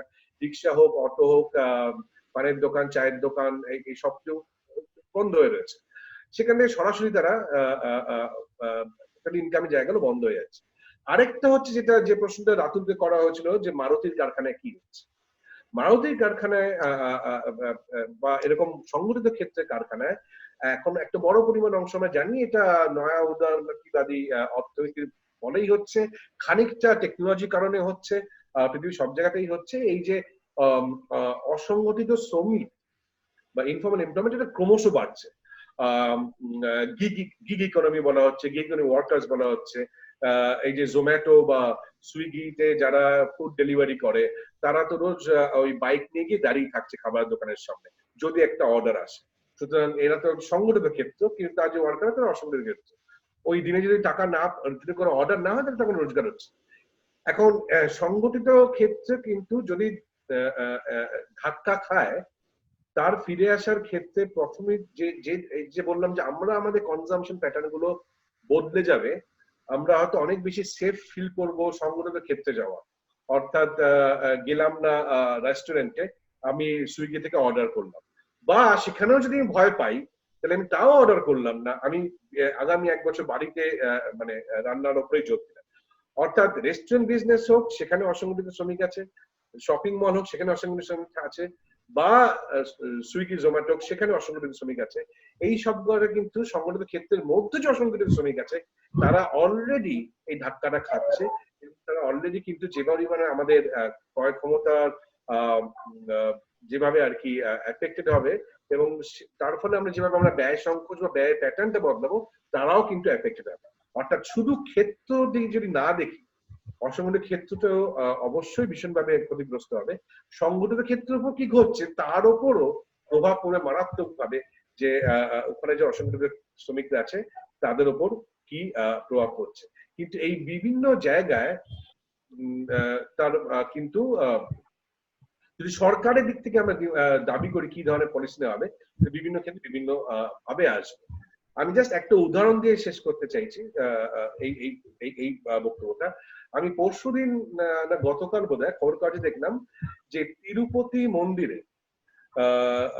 মন্দির এক অর্থে বলা যেতে পারে যে মানে ফার্মাসিটি ইন দ্য সেন্স যে ওটার একটা ট্রাস্ট আছে, তার একটা নিশ্চয়ই অডিটিং ইত্যাদি আছে। তিরুপতি মন্দির 1300 কন্ট্রাক্ট ওয়ার্কারকে বরখাস্ত করেছে। তার কারণ হচ্ছে যে স্বাভাবিক কারণে এখন ধর্মীয় স্থানে লোকজন যেতে পারছে না, অথবা লম্বা লাইনে পড়ছে না, অত কাজে। তিরুপতি মন্দির যদি এতটা বড় একটা ধনী মন্দির হয়, এবং সেটা প্রফিট মেকিং একটা অর্গানাইজেশন নয়, সেটা একটা ধার্মিক অনুষ্ঠান, তার চ্যারিটি তার একটা এর মধ্যেই থাকার কথা। 1300 কন্ট্রাক্ট ওয়ার্কারকে ছাঁটাই করেছে পরশু। তাহলে এর প্রভাব, এই যে মানুষ মন্দিরে যাচ্ছে তার কি প্রভাব হতে পারে একটা টেম্পল দিয়ে বোঝা যাচ্ছে। এবার আপনি এয়ারলাইন্স ধরুন, এবার আপনি হসপিটালিটি ইন্ডাস্ট্রি ধরুন, প্রাইভেট হাসপাতাল ধরুন, বহু জায়গায়, আমেরিকার মতো জায়গায় যেখানে সংক্রমণের মাত্র জায়গা রেখেছে, সেখানে বহু হাসপাতাল থেকে নার্সদের চাকরি চলে গেছে। নার্সরা ওখানে মানে ওই ধরনের কন্ট্রাক্টে পাচ্ছে। এই সমস্যার মধ্যে কারণ ওপিডি থেকেও যাচ্ছে না, প্রত্যেকটা জায়গায় কিন্তু এই শ্রমিকদের উপরে এই প্রভাবটা পড়ছে। ফলে আমার যেটা বক্তব্য সেটা হচ্ছে যে এই লকডাউনে মানে যাত্রাতে কি আছে সেটা তো একটা মেডিকেলের জায়গা থেকে ভাবা যেতে পারে, মেডিকেলের জায়গা থেকে। অর্থনৈতিক ভাবে আমরা যে ভবিষ্যতের দিকে যাচ্ছি সেটা বোধহয় মানে আমরা কল্পনা করার চেষ্টা করছি না, ভয় যে কি জায়গায় গিয়ে পৌঁছবো। রাজেশ দা, আপনাকে আর দুটো প্রশ্ন রয়েছে। মানে এক হচ্ছে যে এই শেয়ার মার্কেট বা তার যে পারফরমেন্স, সেই পারফরমেন্স তো একটা ভাবে মানে অর্থনীতির যে মানে আর্থিকীকরণের যে সেক্টর, সেই সেক্টর একটা ভাবে তো রিফ্লেকশন দেখায় যে অর্থনীতি কিরকম ফাংশন করছে বা না করছে। আমি ক্যাপিটালের টার্মসেই বলছি। তো ব্যাপার হচ্ছে যে মোটের উপরে শেয়ার মার্কেটের এই যে করোনা অতিমারি সংক্রান্ত যে গোটা বিষয়টা গত 2 মাস ধরে গোটা পৃথিবী জুড়েই চলছে, আমি যদি ভারত স্পেসিফিকই বলি, তার ক্ষেত্রেও শেয়ার মার্কেটের মোটামুটি রকমের মানে প্রচন্ড তার ডিক্রিজিং ট্রেন্ড দেখা যাচ্ছে এটা নয়, বরং মোটের উপর একটা স্টেবল জিনিস আমরা দেখতে পাচ্ছি। খানিক একটু ওঠা পড়া থাকলেও মোটের উপর একটা স্টেবিলিটি আমরা দেখতে পাচ্ছি। ফলে সেইটার মানে এখনো পর্যন্ত শেয়ার মার্কেটের মোটের উপর যে স্টেবিলিটি, সেই স্টেবিলিটি উপর দাঁড়িয়ে থাকবার ভেতরের যে কারণ বলি বা তার দিকটা যদি বলি, সেইটা যদি খানিক বলেন, এটা এক। আর আরেকটা প্রশ্ন থাকছে যেটা আরেকটু মানে মূলত আপনি প্রথম পার্টটায় যেটা বললেন সেটার সঙ্গে একদমই সম্পর্কিত, যে এই যে অর্থনৈতিক সংকট থেকে মানে সামনে অর্থনৈতিক সংকট আসতে চলেছে, এটা নিয়ে শুধুমাত্র আমরা আলোচনা করছি এমনটা তো নয়। সাধারণভাবে সব স্তরেই এই আলোচনাগুলো আসছে এবং সেই আলোচনার মধ্যে যারা রাষ্ট্রের ক্ষমতায় আছেন তারাও আলোচনার মধ্যে আছেন, তার আশেপাশে যারা আছেন তারাও আলোচনার মধ্যে আছেন। মানে বহু রকম বিষয়ই এখানে আমরা, বহু রকম কনসেপ্টই আমরা এখানে দেখতে পাচ্ছি। যেমন ইউবিআই এর কনসেপ্ট হতে পারে, বা এদিকে কম্পিটিটিভ ইজিং এর হতে পারে, কনসেপ্ট হতে পারে। ভারত সরকারের অর্থমন্ত্রকের যদি গত মানে করোনা লকডাউনের আগে থেকেই যদি আমি তার চলার ধরুন দেখা যায়, তাহলে সে অনেক বেশি রেপো রেট কমিয়ে দেওয়া থেকে শুরু করে এই ধরনের বিভিন্ন মনিটারি পলিসির মাধ্যমে গোটা জিনিসটাকে একটাভাবে সমাধানের প্রচেষ্টা কিন্তু ছিল। এবার করোনা লকডাউন বা করোনা অতিমারি সংক্রান্ত যে একটা আর্থিক পরিস্থিতি তৈরি হলো, বা আরো ভয়ানক একটা আর্থিক পরিস্থিতির দিকে আমরা এগোতে চলেছি, যেটা আপনিও বললেন, এর আগেও আলোচনায় আসছিল। ফলে সেইখানে দাঁড়িয়ে মোটের উপর রাষ্ট্রীয় যে পলিসি, সেই পলিসির দিক থেকে যে ঝোঁকটা আমরা দেখছি, যে একদিকে এই ঝোঁকটা অনেক বেশি গ্লোবাল ভ্যালু চেনে কি করে আরো বড় যারা এখানে ইনভেস্টার আছে তাদেরকে কি করে অ্যাট্রাক্ট করা যায়, এটাই তার মূল ঝোঁক ছিল। এই ঝোঁকটা আবার একদিক থেকে দেখতে গেলে মেক ইন ইন্ডিয়ার মধ্যেও এই ঝোঁকটা ছিল মোদির, যেটা কিন্তু খুব ভালো টেক অফ করতে পেরেছে ক্যাপিটালের টার্মসে, সেটাও নয়। তো বলে ফলত ব্যাপার হচ্ছে কি, যে এখন যদি আমরা রাষ্ট্রীয় পলিসির কথাই বলি, স্টেট পলিসির কথাই বলি, তাহলে এখানে দাঁড়িয়ে আমরা আমাদের দিক থেকে বা সাধারণভাবে আমরা আলোচনার জন্যই যেটা বলছি, সেখানে বিভিন্ন কনসেপ্ট গুলো, কোথাও ইউনিভার্সাল বেসিক ইনকামের কনসেপ্ট হতে পারে, কোথাও এই ইজিং এর কনসেপ্ট, বা ওভারঅল যে পলিসিতে অলরেডি চলছে ভারত সরকার, একের পর এক রেপো রেট গুলো কমিয়ে রিজার্ভ ব্যাংকের রেট থেকে শুরু করে অন্যান্য ব্যাংকের রেট কমিয়ে আরো বেশি ইনভেস্টারদের এখানে গ্লোবাল ক্যাপিটালের যে ভ্যালু চেন, সেই ভ্যালু চেন ইনভেস্টারদের আরো বেশি এখানে ইনভেস্ট করার জন্য অ্যাট্রাক্ট করার যে পলিসি। তো মোটের উপরে এইটার উপর দাঁড়িয়ে আপনার যা মানে ভাবনা চিন্তা বা আপনার যা মতামত, সেইটা যদি একটু শেয়ার করেন। ফলে এই দুটো প্রশ্ন আপনার কাছে রইল। অনেকগুলো প্রশ্ন আছে, কিন্তু আশা করি মনে রাখতে পারবো। কিন্তু তার থেকে বড় একটা ব্যাপার হচ্ছে যে মানে ওই টাইমটা আমার খেয়াল রাখতে হবে, এই মিটিং এর টাইম কখন শেষ হয়ে যাচ্ছে। আমি প্রথম প্রশ্নটা সহজে উত্তর দিই, কারণ আমার খুব একটা জ্ঞান নেই স্টক শেয়ার মার্কেট নিয়ে। ফলে আমাদের অধিকাংশ অর্থনীতিবিদদেরই নেই, কারণ তারা যেটা নিয়ে চর্চা করে যেটাকে আমরা বলি রিয়েল ইকোনমি, এই ফাইন্যান্সিয়াল সেক্টর নিয়ে কাজ করে যারা, একমাত্র তারা ছাড়া স্টক মার্কেট এই ব্যাপারটা খুব একটা বোঝে না। ইনফ্যাক্ট তারাও বোঝে কিনা আমার সন্দেহ আছে। আমার যতদূর ধারণা এটা নিয়ে কেউই খুব একটা বোঝে না। তবুও যে প্রশ্ন হচ্ছে, আমি একটা জিনিস মানে আমি ব্যঙ্গ করে যে বললাম তা নয়, আসলে সত্যি সত্যি বোঝা সম্ভব কিনা এটা নিয়ে একটা বিতর্ক আছে। কিন্তু যেহেতু কথাটা উঠেছে, আমি একটা যেহেতু কদিন আগে একটা লেখা পড়েছিলাম, সেটা মাথায় আসলো। সেটা হচ্ছে যে এটা কিন্তু ডিসেম্বরের কথা বলছি, অর্থাৎ অতিমারি তখনও আসেনি। মানে আমাদের আগের যিনি চিফ ইকোনমিক অ্যাডভাইসার ছিলেন অরবিন্দ সুব্রমণি, উনি একবার দেশে এসে ডিসেম্বরে বলেছিলেন, এর আগে আমি যে কথাটা বলছিলাম যে রিসেশনে চলছে ভারতবর্ষে, সেই প্রসঙ্গে বলেছিলেন যে একটা গবেষণা হওয়া দরকার, কি করে একটা দেশ রিসেশনের মধ্যে আছে এবং একটা স্টক মার্কেট চচ্চর করে বেড়ে যাচ্ছে। বলছি গবেষণাটা হলে আমি দরকার হলে আমেরিকা থেকে নিজে চলে আসবো এই গবেষণাটা বোঝার জন্য। মানে এটাই আমি বুঝতে পারছি না কি করে রিসেশনে চলে যেতে পারে একই সঙ্গে স্টক মার্কেট চর্চা করে উঠতে। সুতরাং যে প্রশ্নটা তুমি করলে যে অতিমারের সময় কিন্তু সেইভাবে 10 আমি তার আগেও যে কি করে স্টক মার্কেট ভালো করছিল মোটামুটি ভাবে, সেটা একটা বড় প্রশ্ন। তো ওই যে আমি প্রথমে বললাম, যারা ফাইন্যান্স সেক্টর নিয়ে কাজ করে না তাদের কাছে এটা প্রহেলিকা, কেন এটা হচ্ছে না। আর অতিমারির সময় এটা ঘটনা যে ক্র্যাশ করেছে অনেকটাই, তবে এটাও ঘটনা যে একেবারে যে বিধ্বংসী একটা ব্যাপার তা ঘটে। কেন হয়নি এটা বলা খুব মুশকিল। তবে একটা জিনিস আমি বলতে পারি যে এখানে দু একটা বিষয় কাজ করে। একটা হচ্ছে সরকার যখন ঘোষণা করে যে আমি কিছু কিছু ইন্ডাস্ট্রিকে সাপোর্ট দেব, তখন স্টক মার্কেট কাইন্ডে চাঙ্গা হয়। সরকার যদি একটা বড় পরিমাণ খরচা করবে বলে ইকোনমিতে ঘোষণা করে, তখন একটু চাঙ্গা হয়। এখন এই মোদী সরকার কিছু কিছু সেরকম ঘোষণা করেছে, যেমন ওই 1,76,000 কোটি টাকার একটা প্যাকেজ ঘোষণা করেছে, ইত্যাদি ইত্যাদি। তাতে করে হতে পারে যে খানিকটা স্টক মার্কেটে পতনটাকে আটকানো গেছে। ফলে প্লাস কি একটা ইন্ডিয়াতে অতিমারির যে সংক্রমণটার যে প্রভাবটা পড়েছে সেটা কিন্তু অন্যান্য উন্নত দেশের বা অন্যান্য বেশ কিছু দেশের তুলনায় এখনো অব্দি কম সংখ্যা দিকে। মানে সেই জায়গাটা হতে পারে যে স্টক মার্কেটের যে ভবিষ্যৎ সম্পর্কে যে ধারণাটা আছে সেটা অতটা গ্লুমি নয় যতটা অন্যান্য দেশে আছে। এখন এইসব ফ্যাক্টর গুলো নানাভাবে কাজ করে, এর বেশি পক্ষে বলা সম্ভব নয় কেন স্টক মার্কেট পড়েনি। এক হচ্ছে ভারতবর্ষে অতিমারির সংক্রমণটা অতটা ভয়ঙ্কর নয়, দ্বিতীয়ত সরকার কিছু কিছু প্যাকেজের কথা ঘোষণা করে তাই দিয়ে তাদের মনে হয়েছে যে নিশ্চয়ই কিছু একটা সামলানো যাবে, একেবারে অর্থনৈতিক বিপর্যয় হবে না, তার থেকে হয়তো ইনভেস্টার অতটা প্যানিক করছে, এর বেশি আমাকে বলা সম্ভব। কিন্তু এর সঙ্গে রিলেটেড একটা অন্য বিষয়, যেটা আমি তোমার দ্বিতীয় প্রশ্নে চলে যাবো, যেটা দিয়ে গভর্নমেন্ট কি করা যেতে পারে। এই রিলেটেড হচ্ছে সরকার কতটা খরচা করতে পারে। এখন এটা আমি একটা অন্য জায়গায় বলেছিলাম যে যুদ্ধের সময় যেটা হয়, কারণ যুদ্ধের উপমাটা বারবার ব্যবহার করা চলে, যুদ্ধের সময় যাবতীয় উৎপাদন ব্যবস্থাকে যুদ্ধাভিমুখী করে তোলা হয়। অর্থাৎ ভোগ্যপণ্য থেকে সেটা সামরিক মানে যে সামরিক যে জিনিসগুলো প্রয়োজন, বন্দুক, গোলা ইত্যাদি, সেই দিকে উৎপাদন থেকে ঘুরিয়ে নেওয়া হয় একদম আপৎকালীন ভিত্তিতে এক্সিকিউটিভ অর্ডার, তাই তো? ইনফ্যাক্ট আমেরিকাতেও কিন্তু সেই ধরনের একটা অ্যাক্টকে ব্যবহার করে বিভিন্ন উৎপাদন সংস্থাগুলোকে বলা হয়েছে যে আপাতত যা যা উৎপাদন করে সেটা বন্ধ করে আমাদের মেডিকেল ইকুইপমেন্ট বা অন্যান্য জিনিস সেগুলো তৈরি করা। এখন সত্যি সরকারকে যদি আপৎকালীন ভিত্তিতে এই এই সংক্রমণটাকে, এই অতিমারিটাকে যুদ্ধ করতে হয়, যেহেতু যুদ্ধের কথাটা উঠে আসছে, তাহলে কিন্তু সেই রকম ভাবে দেখতে হবে। অর্থাৎ স্পেনে সমস্ত প্রাইভেট হাসপাতাল ন্যাশনালাইজ করেছে।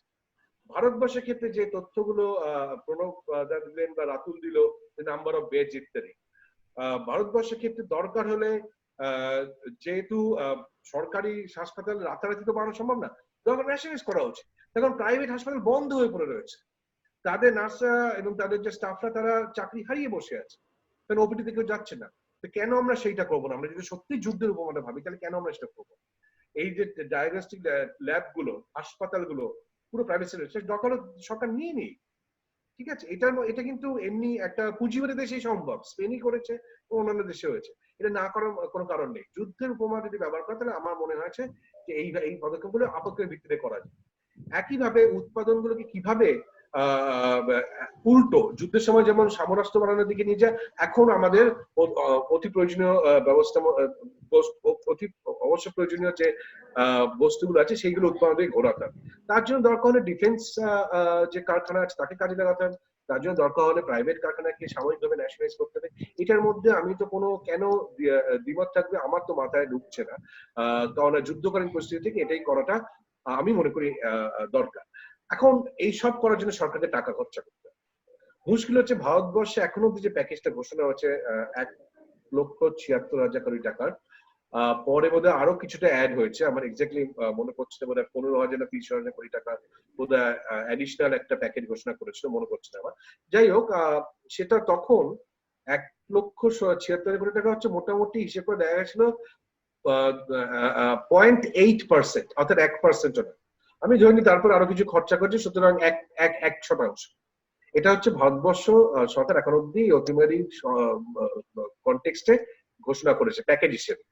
আমেরিকাতে রিপাবলিকান পার্টি পাওয়ারে আছে, যারা ছোট গভর্নমেন্টের পক্ষে চিরকাল সওয়াল করে এসেছে।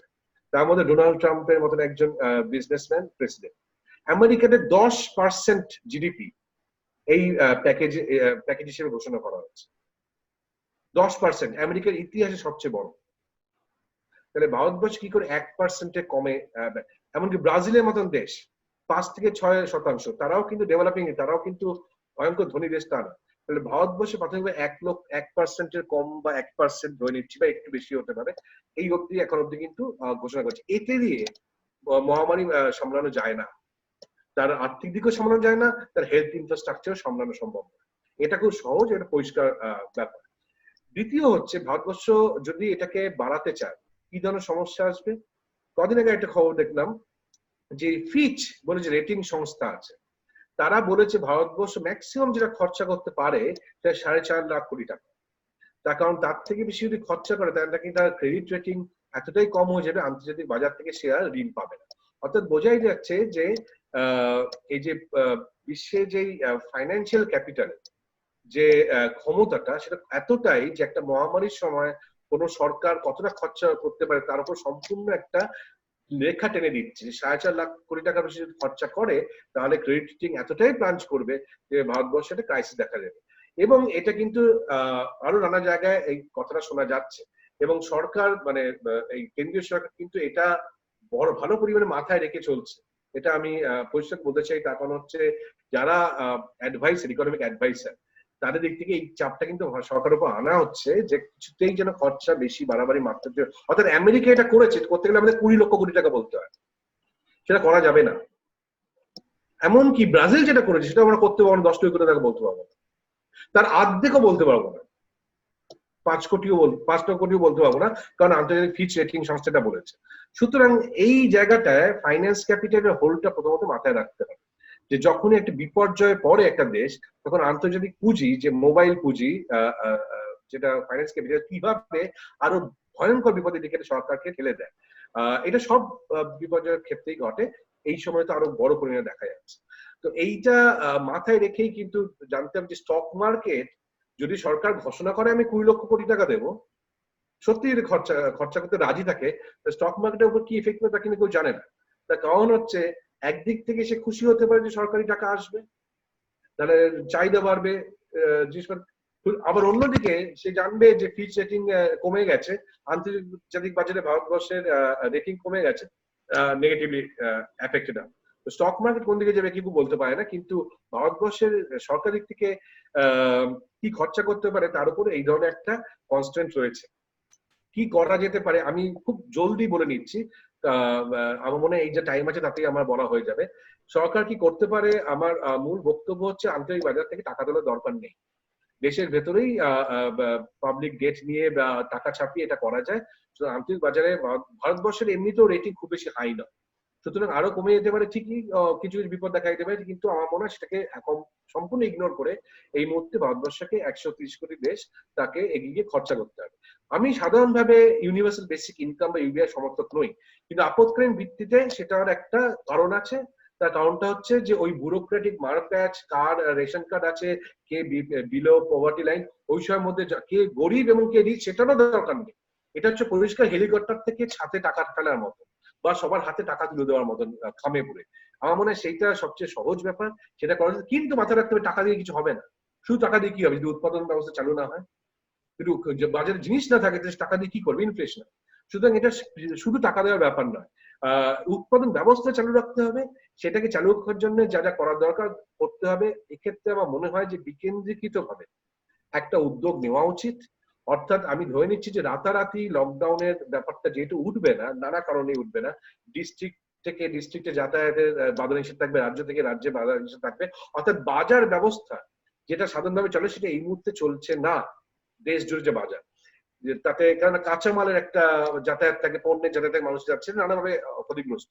আমার মনে এই মুহূর্তে এটা দরকার, সেটা হচ্ছে ডিস্ট্রিক্ট বা ব্লক স্তরে কিভাবে উদ্যোগগুলোকে নিয়ে যাওয়া যায় এবং সেখানে ক্ষুদ্র যে ব্যবসা বা ক্ষুদ্র উৎপাদন সেটার মধ্যে দিয়ে কিভাবে স্থানীয় চাহিদা আপৎকালীন ভিত্তিতে মেটানো যায় সেইগুলোর উপর জোর দেওয়া উচিত। সেইখান থেকে স্থানীয়ভাবে পরিকল্পনা করে খাদ্যশস্য ক্ষেত্রেও আমি বলবো ক্ষুধা একটা বড় সমস্যা। ক্ষুধার ক্ষেত্র এই যে কেন্দ্রীয় ভাবে প্রকিওর করা এবং তারপর সেটাকে ছড়িয়ে দেওয়া, এই মডেলটা থেকে বেরিয়ে এসে দরকার কতটা লোকালি প্রক্রিয়া করে লোকালি ছড়িয়ে দেওয়া যায় এবং তার উদ্বৃত্তটাকে বাইরে নিয়ে আসা, অর্থাৎ খাবারটাকে গ্রামাঞ্চল থেকে বাইরে না নিয়ে এসে এবং তারপর সেখান থেকে গ্রামাঞ্চল নিয়ে যাওয়ার থেকে অনেক বেটার হচ্ছে লোকালি ইমিডিয়েটলি প্রক্রিয়া করা। কারণ চাষি যেই বাজারে নিয়ে যেতে পারবে না, যেহেতু নিয়ে যাওয়ার উপায় নেই, তার ভালো ফসল হলেও সে খেতে ফেলে রেখে দিয়ে নষ্ট করবে, তার পক্ষে সেই স্টোরেজ গুদামে নিয়ে যেতে পারবে না। এখানে অনেক বেশি গুরুত্বপূর্ণ হচ্ছে লোকালিস্টটাকে প্রক্রিয়া করে লোকালিস্টটাকে ডিস্ট্রিবিউট করে তার বাইরে উদ্বৃত্তটাকে বাইরে নিয়ে আসা এবং সহ নিয়ে আসা, অর্থাৎ এক অর্থে এটাকে সেন্ট্রাল জায়গা থেকে অনেক বেশি কেন্দ্রীকরণ ভাবে লোকাল স্তরে পরিকল্পনায় নিয়ে যাও। এটা হচ্ছে প্রথম মনে হয়। নানা উপায় নিশ্চয়ই সরকার চেষ্টা করে। এখন মাথায় রাখতে হবে যে একটা জিনিস বেরোতে, একটা জায়গা থেকে বেরোতে গেলে তো কোথাও চাহিদার দরকার, তো সেই চাহিদাটা হয় আসতে পারে দেশের ভেতর থেকে বা আন্তর্জাতিক বাজার থেকে, দেশীয় বাজার থেকে বা আন্তর্জাতিক বাজার থেকে। প্রথম কথা হচ্ছে, আমি যে এই করোনা ভাইরাস সংক্রমণের যা প্রভাব পড়বে আমাদের ব্যবহারে, আমাদের কেনাকাটার উপর, আমাদের কনজাম্পশন স্পেসের উপর, তাতে আমাদের দেশে এবং আন্তর্জাতিক বাজারেও কিন্তু চাহিদা স্থিমিত থাকবে। ফলে রাতারাতি কিভাবে চাহিদাটা সৃষ্টি হবে সেটা আমি বুঝতে পারছি, যেটা আমাদেরকে এই রিসেশন থেকে বার করে নিয়ে আসবে। এটা একটা ব্যাপার। দ্বিতীয় ব্যাপার হচ্ছে যে এই চায়না থেকে আমাদের এখানে সব কারখানা চলে আসবে, এটা ভাবাটা আমার মনে হয় বাতুলতা। কেন বাতুলতা আমি বলছি, কারখানা এমনি এমনি চায়নায় যায়নি, সেখানে এডুকেটেড, হেলদি, প্রোডাক্টিভ একটা লেবার ফোর্স ছিল, সেই কারণে কারখানা তৈরি হয়েছিল। আমাদের দেশে হেলথ, এডুকেশন সবই এত খারাপ অবস্থা যে একটা ওই প্রিকন্ডিশন গুলো না থাকলে কারখানা আসে না। সুতরাং আমাদের এখানে ম্যানুফ্যাকচারিং এমনিতেই দুর্বল, চায়নাতে ম্যানুফ্যাকচারিং চলে গেল তার জন্য ইন্ডিয়াতে আসবে, এটা আমার মনে হয় না পুরোপুরি সম্ভব। ইনফ্যাক্ট যেটা হতে পারে সেটা হচ্ছে আমেরিকা কোম্পানি আমেরিকাতে নিয়ে যেতে পারে কারখানা, কিন্তু অত তাড়াতাড়ি ভারতবর্ষের পরিস্থিতি নয়। এখানে হেলথ, এডুকেশন সব জায়গা থেকেই শ্রমিক শ্রেণীর অবস্থা খুব দুর্বল। একটা educated, healthy, productive labour force না হলে কারখানা ইন্ডাস্ট্রিয়েশন হয় না, এটা সব দেশেই সত্যি। সুতরাং ভারতবর্ষে এই কথাটা বলাটা বাতুলতা। দ্বিতীয় কথাটা হচ্ছে, এই যে গ্লোবাল সাপ্লাই চেন, অর্থাৎ একটা জিনিসকে তার উৎপাদনের যে চেনটা সেটা ভেঙে ভেঙে বিশ্বের বিভিন্ন দেশে ছড়িয়ে দেওয়া, এটা নয়া উদারনীতিবাদী অর্থনীতির একটা বড় ব্যাপার ছিল। 80 দশক থেকে শুরু হয়, 2000 সালে এটা মারাত্মকভাবে বাড়ে। কিন্তু এটা মাথায় রাখতে হবে, 2008 রিসেশনের পর থেকে এমনিতেই ট্রেড, আন্তর্জাতিক বাণিজ্য কিন্তু জিডিপি শতাংশ হিসেবে স্ট্যাগন্যান্ট হয়ে গেছে। অর্থাৎ 2008 পর থেকে আন্তর্জাতিক বাণিজ্য সেই হারে বাড়েনি জিডিপি শতাংশ হিসেবে। দ্বিতীয়ত, এই যে গ্লোবাল সাপ্লাই ভ্যালু চেন, এটাও গত 2-3 বছর ধরে আসলে স্তীমিত, হয় স্ট্যাগন্যান্ট নয়তো নিম্নমুখী। তার কারণটা হচ্ছে, একটা কারণ ছিল চিরকালই এই গ্লোবাল সাপ্লাই চেনের, একটা ভয় চিরকালই ছিল যে একটা কোনো নিউক্লিয়ার ডিজাস্টার হলো, যেমন জাপানে একটা হয়েছিল কিছুদিন আগে, একটা কোনো বড় ন্যাচারাল ডিজাস্টার হলো, একটা ভলকানিক ইরাপশন বা আর্থকুয়েক, বা যেটা ওরা কল্পনা করেনি এরকম একটা স্বাস্থ্য সংকট হলো, তাহলে যেভাবে একটা সাপ্লাই চেন ব্যাহত হয় সেটা চিন্তার বিষয় হয়ে দাঁড়াচ্ছিল। এখন সেই জায়গা থেকে এমনিতে ভাবনা চিন্তার জায়গা ছিল যে এই সাপ্লাই চেনটা ক্রমশ ছোট, অর্থাৎ উল্টো দিকে হবে কিনা, অর্থাৎ ছোট হয়ে আসবে কিনা, যে আবার এই বিশ্বজোড়া যে ব্যবস্থাপনা গুটিয়ে ফেলে অনেকটা দেশীয় ব্যবস্থার মধ্যে ফিরে আসবে কিনা, সে প্রবণতা দেখার একটা দেখা যাচ্ছিল। বিশেষ করে আমেরিকা এবং অন্যান্য দেশের মধ্যে যে ধরনের এক ধরনের ন্যাশনালিজম ডেভেলপ করছে, ফলে দেশে চাকরি ফিরে আনার যে একটা পলিটিক্যাল ডিমান্ড উঠে আসছে, ফলে অর্থনৈতিক দিক থেকে এবং রাজনৈতিক দিক থেকে এটা আরো বেশি দেখা যাবে। ফলে কোনো দিক থেকে আমার মনে হয় না যে ইন্ডিয়াতে যে কথাটা বারবার হচ্ছে যে আমরা ইনভেস্টমেন্ট টেনে আনবো এবং সেখান থেকে ফর্মাল সেক্টরকে চাঙ্গা করবো, আমার অন্যদিক থেকে মনে হয় না এটা সম্ভব। যদি একমাত্র সম্ভাবনা থাকে যেটা খানিকটা হলো গরিবদের সুরাহা দেবে, সেটা হচ্ছে দেশীয় বাজারের উপর নির্ভর করে যদি আবার ফর্মাল সেক্টর ঘুরে দাঁড়াতে পারে, এবং তার জন্য দেশের গরিবদের হাতে আরো বেশি করে কি করে টাকা এবং ইনকাম যায় সেটা মাথায় রাখতে হবে। এছাড়া অন্য কিছু ভাবাটা এই অতিমারি আসার আগেও বাতুলতা ছিল, অতিমারি আসার পরে একেবারেই আমার মনে হয় ছেলে মানুষের চিন্তা হবে। হ্যালো প্রণব দা, শুনতে পাচ্ছেন? হ্যাঁ শুনতে পাচ্ছি। হ্যাঁ, আপনাকে একটা, তুমি শুনতে পাচ্ছ? হ্যাঁ আমি শুনতে পাচ্ছি। হ্যাঁ, আপনাকে একটা প্রশ্ন ছিল, সেটা হচ্ছে যে এই একদম শেষ যে পার্টটা রাজেশ দাও বলছিলেন, যে এই মানে একদিকে মানে তার সঙ্গে জুড়ে এই প্রশ্নটা আমি করছিলাম যে গোটা এই যে গ্লোবাল ভ্যালু চেন একদিকে, এবং শুধুমাত্র গ্লোবাল ভ্যালু চেন নয়, তার সঙ্গে আরো অনেক কটা জিনিসের উপর তো আমাদের এই নিউলিবারাল গ্লোবাল অর্ডার বলে যেটা থেকে ডেভেলপ করলো, মানে যেটা আজকে এসে তার মধ্যে অনেক রকম তার বৈশিষ্ট্য, অনেক রকম দ্বন্দ্ব ইত্যাদি বিভিন্ন কিছু দেখতেও পাচ্ছি আমরা, পরিস্ফুটও হয়ে উঠছে, অনেক রকম মানে কন্ট্রাডিক্টরি বা অনেক রকম কি বলবো, হ্যাঁ অনেক রকম কন্ট্রাডিক্টরি প্রবণতাও তার মধ্যে আমরা দেখতেও পাচ্ছি। তো ফলে ব্যাপার হচ্ছে যে এখানে এই আমাদের এই করোনা অতিমারি সংক্রান্ত যে ক্রাইসিস, সেই ক্রাইসিসের আগে থেকেই বেশ কিছু প্রবণতা আমরা দেখছিলাম, যেটা করোনা বা অতিমারি সংক্রান্ত যে অর্থনৈতিক ক্রাইসিস বা তার সম্ভাবনা তৈরি হয়েছে, এটা শুধুমাত্র ভারতবর্ষীয় একটি বিষয় নয়, সেটা সাধারণভাবে গোটা বিশ্বজুড়েই তার যে ছাপ আমরা দেখছি। সেই জায়গা থেকে একদিকে এই যে গ্লোবাল পলিটিক্যাল রিলেশন যেগুলো অলরেডি হয়েছিল, ইন্টারন্যাশনাল রিলেশনের একটা স্তর তার মতো করেছিল, সেখানে নতুন ভাবে আমেরিকার যে কি বলবো, আমেরিকার যে একমেরু বিশ্বের, আমেরিকা প্রভাবিত যে একমেরু বিশ্ব, সেই একমেরু বিশ্বের উল্টো দিকে কিছু প্রবণতা আমরা তৈরি হতে দেখছিলাম। চীনকে দেখছিলাম, খানিক হলে একটা সময় রাশিয়াকে দেখছিলাম, ইত্যাদি। মানে আমি রিসেন্ট ফেজের কথা বলছি। তো ব্যাপার হচ্ছে গিয়ে যে এই তার সঙ্গে সঙ্গে আবার অন্য দিক থেকে দেখতে গেলে যে গ্লোবাল ট্রান্সন্যাশনাল, শুধু কর্পোরেশন নয়, ট্রান্সন্যাশনাল বা সুপ্রান্যাশনাল যে বডিগুলো তৈরি হয়েছিল, সেই বডিগুলোর ক্ষেত্রেও আমরা দেখছিলাম যে সেটা একটা হয়ে ভূমিকা পালন করছিল। এই দুটো দিকই তার মধ্যে ছিল।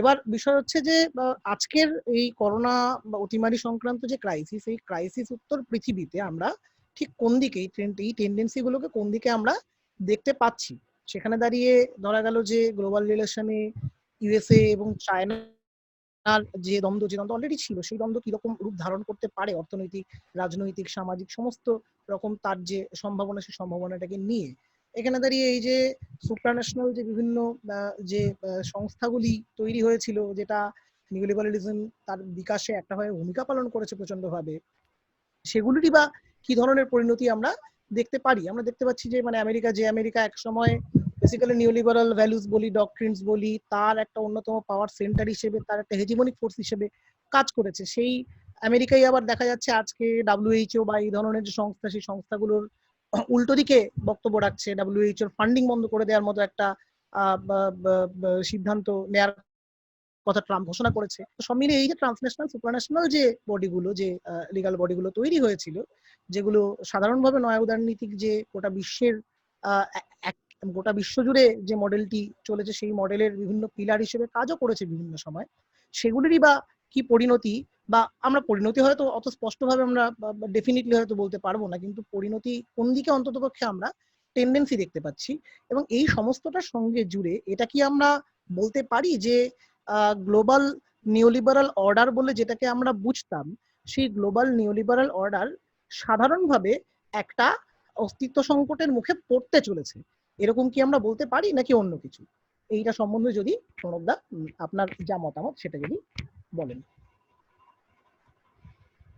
দেখো, এখন প্রশ্নটা খুব বড় এবং কঠিন, আর অনেকটাই আর কি কি বলবো যে স্পেকুলেশনের উপর উত্তর দেওয়া।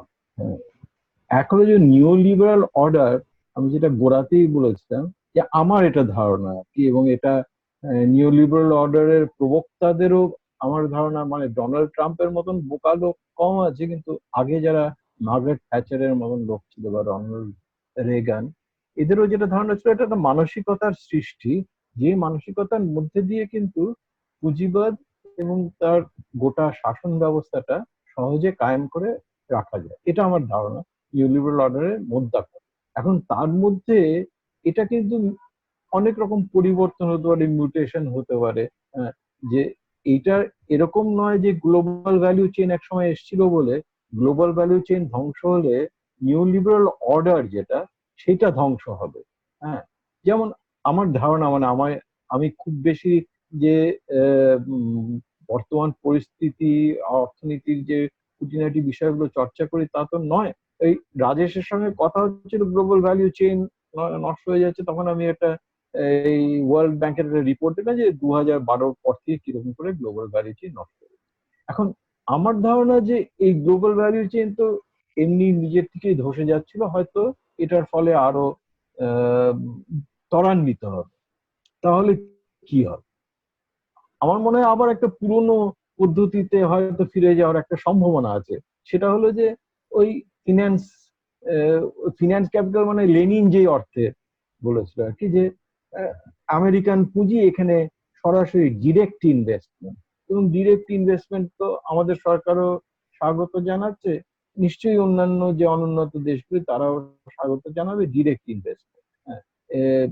এবং আমি দেখছিলাম যে আমাদের এখানকার আইটি সেক্টরের যে বিগ প্লেয়ার্স তারাও বলছে যে আমরা এতদিন পর্যন্ত এই মার্জার অ্যাকুইজিশন এইগুলোতে আমরা ঠিক মানে অতটা গুরুত্ব দিইনি, কিন্তু এখন নতুন করে ভাবতে হবে। হ্যাঁ, তার মানে কি, এটা কিন্তু এরকম নয় যে ধসে যাবে, মানে এটার হয়তো সাপ্লাই চেইনটা অন্যরকম ভাবে পরিবর্তিত হবে। লিবারেল অর্ডারটা কেন, নিও লিবারেল অর্ডারটা, নয়া উদারনীতিবাদের কেন আমি কোনো ক্ষতি দেখি না। হ্যাঁ, সেটা হলো যে আমি একটু এই আমাদের যে এই অতিমারির আলোচনা হচ্ছিল সেখানটায় একটু ফিরে যাচ্ছি, যে এই যুদ্ধের উপমাটা বারবার ব্যবহার করা হচ্ছে। তোমরা যারা ডাক্তারি করো তোমরা আরো ভালো বলতে পারবে যে এই যুদ্ধটা একটা অদ্ভুত ব্যাপার না। যুদ্ধটা কার বিরুদ্ধে? যুদ্ধ যখন করি তখন তো আমার একটা নির্দিষ্ট শত্রু থাকে। এখানে শত্রুটা এমন একটা ভাইরাস, সেই ভাইরাস কিন্তু বেঁচে থাকতে পারে না যদি না আমার ভিতরে, আমার সেলের মধ্যে সে আশ্রয় নেয়, মানে হোস্টটা কিন্তু আমি। তাহলে এই যুদ্ধ এই যে যুদ্ধ কার বিরুদ্ধে করবো? এখন এই এর মধ্যে দিয়ে কিন্তু আমি কিন্তু একটা লক্ষ্য পাচ্ছি, যুদ্ধ কার বিরুদ্ধে করবো। আমি মুসলমানের বিরুদ্ধে যুদ্ধ করবো, হ্যাঁ, ট্রাম্প করবে চীনের বিরুদ্ধে যুদ্ধ। আমরা ওই শিখরা যারা গেছিল ওই মহারাষ্ট্রে কোন একটা তাদের পীঠস্থানে, আমরা তাদের বিরুদ্ধে যুদ্ধ করব। এই যে পরস্পরের মধ্যে যুদ্ধ করব, এটার মধ্যে দিয়ে কিন্তু শাসনতন্ত্র কিন্তু অনেক সহজ হয়ে যায়। হ্যাঁ, যে আমাদের এককাট্টা হওয়ার সম্ভাবনা এটা আরো কমে যাবে। তার পাশাপাশি আছে যে এই যে ওয়ার্ক ফ্রম হোম, হ্যাঁ, এই ওয়ার্ক ফ্রম হোম এই অতিমারির জন্য চালু হলো, কিন্তু এখন তো বলছে যে এটা দেখছে এমপ্লয়াররা দেখছে যে না এটা বেশ লাভজনক, হয়তো ওয়ার্ক ফ্রম হোম একটা স্থায়ী রূপ গ্রহণ করবে। যদি স্থায়ী হয় তাহলে কি হবে, যে শ্রমিকদের মধ্যে বা হোয়াইট কলার ওয়ার্কারদের মধ্যে যে আদান প্রদান একটা অফিসে হতো সেটাও অনেক কমে যাবে। হ্যাঁ, তারপরে কি হবে, যে এই পরিযায়ী শ্রমিকরা অনেক হয়তো আরেকবার যাবে, কিন্তু আবার যদি এই ধরনের একটা অতিমারি হয়, হয়তো কোভিডেরই আবার পুনরুত্থান হলো, তাহলে তারা যেতে সাহস পাবেন। হ্যাঁ, আর এই এবং তারা তো এখনই ভীত সন্ত্রস্ত কোভিড থেকে নয়, ভীত সন্ত্রস্ত যে তারা যেখানে কাজ করে সেখানকার মানুষজনের তাদের ব্যবহারে। হ্যাঁ, তারা তো এদেরকেই এনিমি ভাবছে। শোনা যাচ্ছে? শোনা যাচ্ছে? হ্যাঁ, তারা তো এদেরকেই এনিমি ভাবছে। হ্যাঁ, তাই এই যে যুদ্ধ ঘোষণা করা হচ্ছে, এটা এমন একটা এনিমি যে এনিমি আমার মধ্যে আশ্রয় করে, এবং আমি তখন কি হয়ে যায় না, আমি নয় তুমি। হ্যাঁ, এটার মধ্যে দিয়ে কিন্তু নিউ লিবারেল অর্ডারটা যে একা। এবং আরেকটা, মার্গারেট থ্যাচার যখন বলেছিলেন যে there is no society, there is a tapestry of man and women, এরকম করে বলেছিলেন, কিন্তু উনি একটা কিন্তু সামাজিক সংগঠন বলেছেন এটাকে জোরদার করতে হবে। সেটা কি? সেটা হলো পরিবার। হ্যাঁ, কেন? পরিবারের মধ্যে দিয়ে কিন্তু এই কখনোই হয় না যে এই যে বাজারের হাতে সব ছেড়ে দেবো, মানুষ তার একটা মানসিকতা সৃষ্টি করতে হবে। এই মানসিকতা তাকে বাজারে অংশগ্রহণ করার জন্য দরকার, তাকে সহজে শাসন করার জন্য দরকার। সেই মানসিকতা সৃষ্টি করার জন্য আমাকে একটা সংগঠন লাগে। হ্যাঁ, আমাকে চার্চ লাগে, আমার ধর্মযাজকরা লাগে, পরিবার লাগে। সেই পরিবার কিন্তু উনি বলেছেন পরিবার কিন্তু থাকবে, অন্য সামাজিক সংগঠনগুলো ওদেরগুলো ফালতু। হ্যাঁ, তো আবার এই যে আমরা চলে এলাম সব, এই যে বলছে বাড়িতে কি বলছে জানি, কোয়ালিটি টাইম, পরিবারের সাথে কোয়ালিটি টাইম স্পেন্ড, এই যে আবার অন্তর্মুখী হয়ে যাচ্ছে, বাইরের সবাইকে সন্দেহের চোখে দেখছি, ওই লোকটা মাস্ক পরে যাচ্ছে না, হ্যাঁ, ওই ওই বাড়িতে গুজব ছড়াচ্ছে। হ্যাঁ, এটার মধ্যে দিয়ে কিন্তু শাসন ব্যবস্থাটা অনেক সহজ হয়ে যাবে। এই xenophobia, রেসিজম, রিলিজিয়াস ইনটলারেন্স, এগুলো তো ক্রমাগত বাড়তে থাকবে। এখন এটা কি করা যায়, মানে এটার মধ্যে দিয়ে কিন্তু কতগুলো সম্ভাবনাও সৃষ্টি হচ্ছে আমার মনে হচ্ছে। মানে তোমরা যারা অ্যাক্টিভলি কাজ করো, মানে যেমন একটা হচ্ছে যে এই লোকালাইজড একটা আঞ্চলিক অর্থনীতি গড়ার। কারণ আমি ওই রাজেশ যেগুলো বললো না সবগুলোর সঙ্গে আমি ঠিক একমত নই, যে টাকা দিয়ে দিলে, কারণ ও সঠিক বললো যে সাপ্লাই প্রোডাকশনটা দরকার, এই প্রোডাকশনটা কোথায় হবে?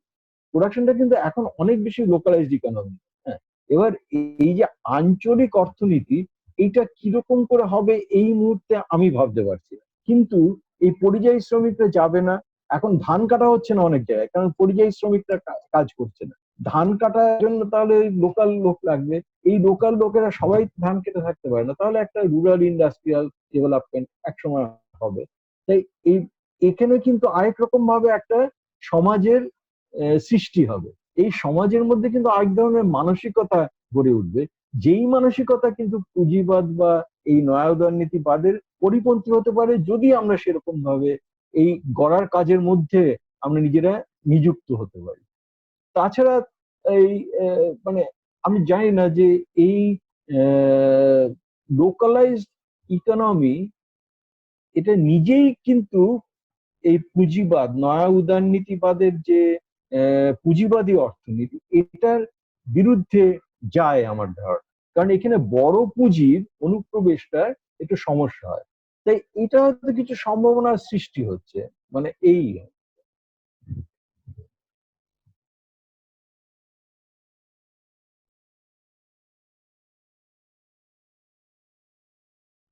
রাতুল বলো। হ্যালো। শুনতে পাচ্ছি, শুনতে পাচ্ছি। আমরা আলোচনার একদমই শেষ প্রান্তে চলে এসেছি। তো আর একটাই প্রশ্ন রয়েছে, আমি রাতুলকে বলতে বলবো একটু। হ্যালো। সেটা হচ্ছে যে এই আমরা এতক্ষণ পর্যন্ত যে আলোচনাটা করছিলাম, তো সেইটার ভিত্তিতে এই কি কি ধরনের পদক্ষেপ নেওয়া যেতে পারে, বা এখানে সেন্ট্রালাইজ যে গোটা প্রোডাকশন থেকে শুরু করে সাপ্লাই এর যে ব্যাপার, তার জায়গায় লোকালাইজ প্রোডাকশন বা সেখানে লোকালাইজ সাপ্লাই, তারপরে উদ্বৃত্ত বাইরে নিয়ে যাওয়া, এরকম একগুচ্ছ আলাপ আলোচনা একটা ভাবে এলো। তো বিষয় হচ্ছে যে এই মানে যে গ্লোবাল মানে অন্ততপক্ষে এই যে ভ্যালু চেইন বা তার যে পলিটিক্যাল করেসপন্ডিং পলিটিক্যাল বিভিন্ন ইনস্টিটিউশন থেকে শুরু করে যে ওভারঅল গোটা স্ট্রাকচারটা, সেটা একটা ভাবে 2008-এর যে সংকট, সেই 2008-এর সংকটের পর থেকে একটা ভাবে মানে তার যে পুরানো সাম্যাবস্থা, যে পুরানো ইকুইলিব্রিয়াম, সেই ইকুইলিব্রিয়াম থেকে অন্যান্য বিভিন্ন কন্টেন্ট সহকারে একটা নতুন গতির মধ্যে চলছে, আমরা দেখতেও পেয়েছি। এর উল্টো দিকে ইউরোপের বিভিন্ন দেশগুলোতে বা অন্যান্য জায়গাতে, পৃথিবীর বিভিন্ন প্রান্তে অ্যান্টি অস্টেরিটি যে আন্দোলন, সেই অ্যান্টি অস্টেরিটি আন্দোলন আমরা দেখেছি। এমনকি করোনা অতিমারি যে শুরু হবার ঠিক আগে আগে ইউরোপের বেশ কিছু দেশে আমরা অলরেডি তার একটা ধরনের গতি কিন্তু দেখতে পাচ্ছিলাম। ফ্রান্স হতে পারে, এর আগে গ্রিসে একভাবে সাইরিজার উত্থান দেখেছি, অন্যান্য দেশগুলোতেও একদিকে অতি দক্ষিণ পন্থার উত্থান, যেমন তার ছবিও আছে, আবার একটা ভাবে র্যাডিক্যাল অল্টারনেটিভের খোঁজ সেটাও থাকতে মানে চলতে চলতে থেকেছে। তো করোনা, এটা তো খুব স্পষ্ট যে করোনা প্যান্ডেমিক যে ক্রাইসিস সামনে আনতে চলেছে, সেটা ওই অর্থে আনফোর্সিন একটা ক্রাইসিস বা অভূতপূর্ব ধরনের একটা সংকট, সেই সংকটের সামনে আমাদেরকে এনে ফেলছে বলেই আমরা মনে করছি। তো এরকম জায়গাতে আমাদের মানে র্যাডিক্যাল অল্টারনেটিভ, সেই র্যাডিক্যাল অল্টারনেটিভের খোঁজ কি হতে পারে 2008 পরবর্তী তার পরের 10 বছরের যে দুনিয়া জুড়ে এর যে খোঁজ, লড়াই, আন্দোলন বিভিন্ন কিছু চলতে থেকেছে, সেইটা তার মধ্যে থেকে যে শিক্ষাগুলো আমরা পেতে পারি, তার জোরের দিক, তার লিমিটেশনের দিক, সেটা অন্ততপক্ষে আমাদের সামনে আজকের সময় দাঁড়িয়ে কি ধরনের আমাদের সামনে, মানে আমি বলছি যারা ভাবছেন অন্যভাবেই, গোটা সাধারণভাবে পুঁজিতান্ত্রিক যে সমাজ, সেই পুঁজিতান্ত্রিক সমাজ থেকে তার যে কাঠামো, তার যে নেটওয়ার্ক, সেখান থেকে বেরিয়ে অন্য কিছু কথা ভাবছেন, উল্টো দিকে দাঁড়ানোর কথা ভাবছেন, তাদের দিক থেকে আমরা কি ধরনের রেডিক্যাল অল্টারনেটিভের খোঁজ করতে পারি, সেটা তোমার কি মনে হয় সেটা একটু যদি বলো। এটাই আমাদের আজকের আমি শেষ প্রশ্ন। আচ্ছা, আমি একটু বলুন এটা তোমার প্রশ্নের কনটেক্সট।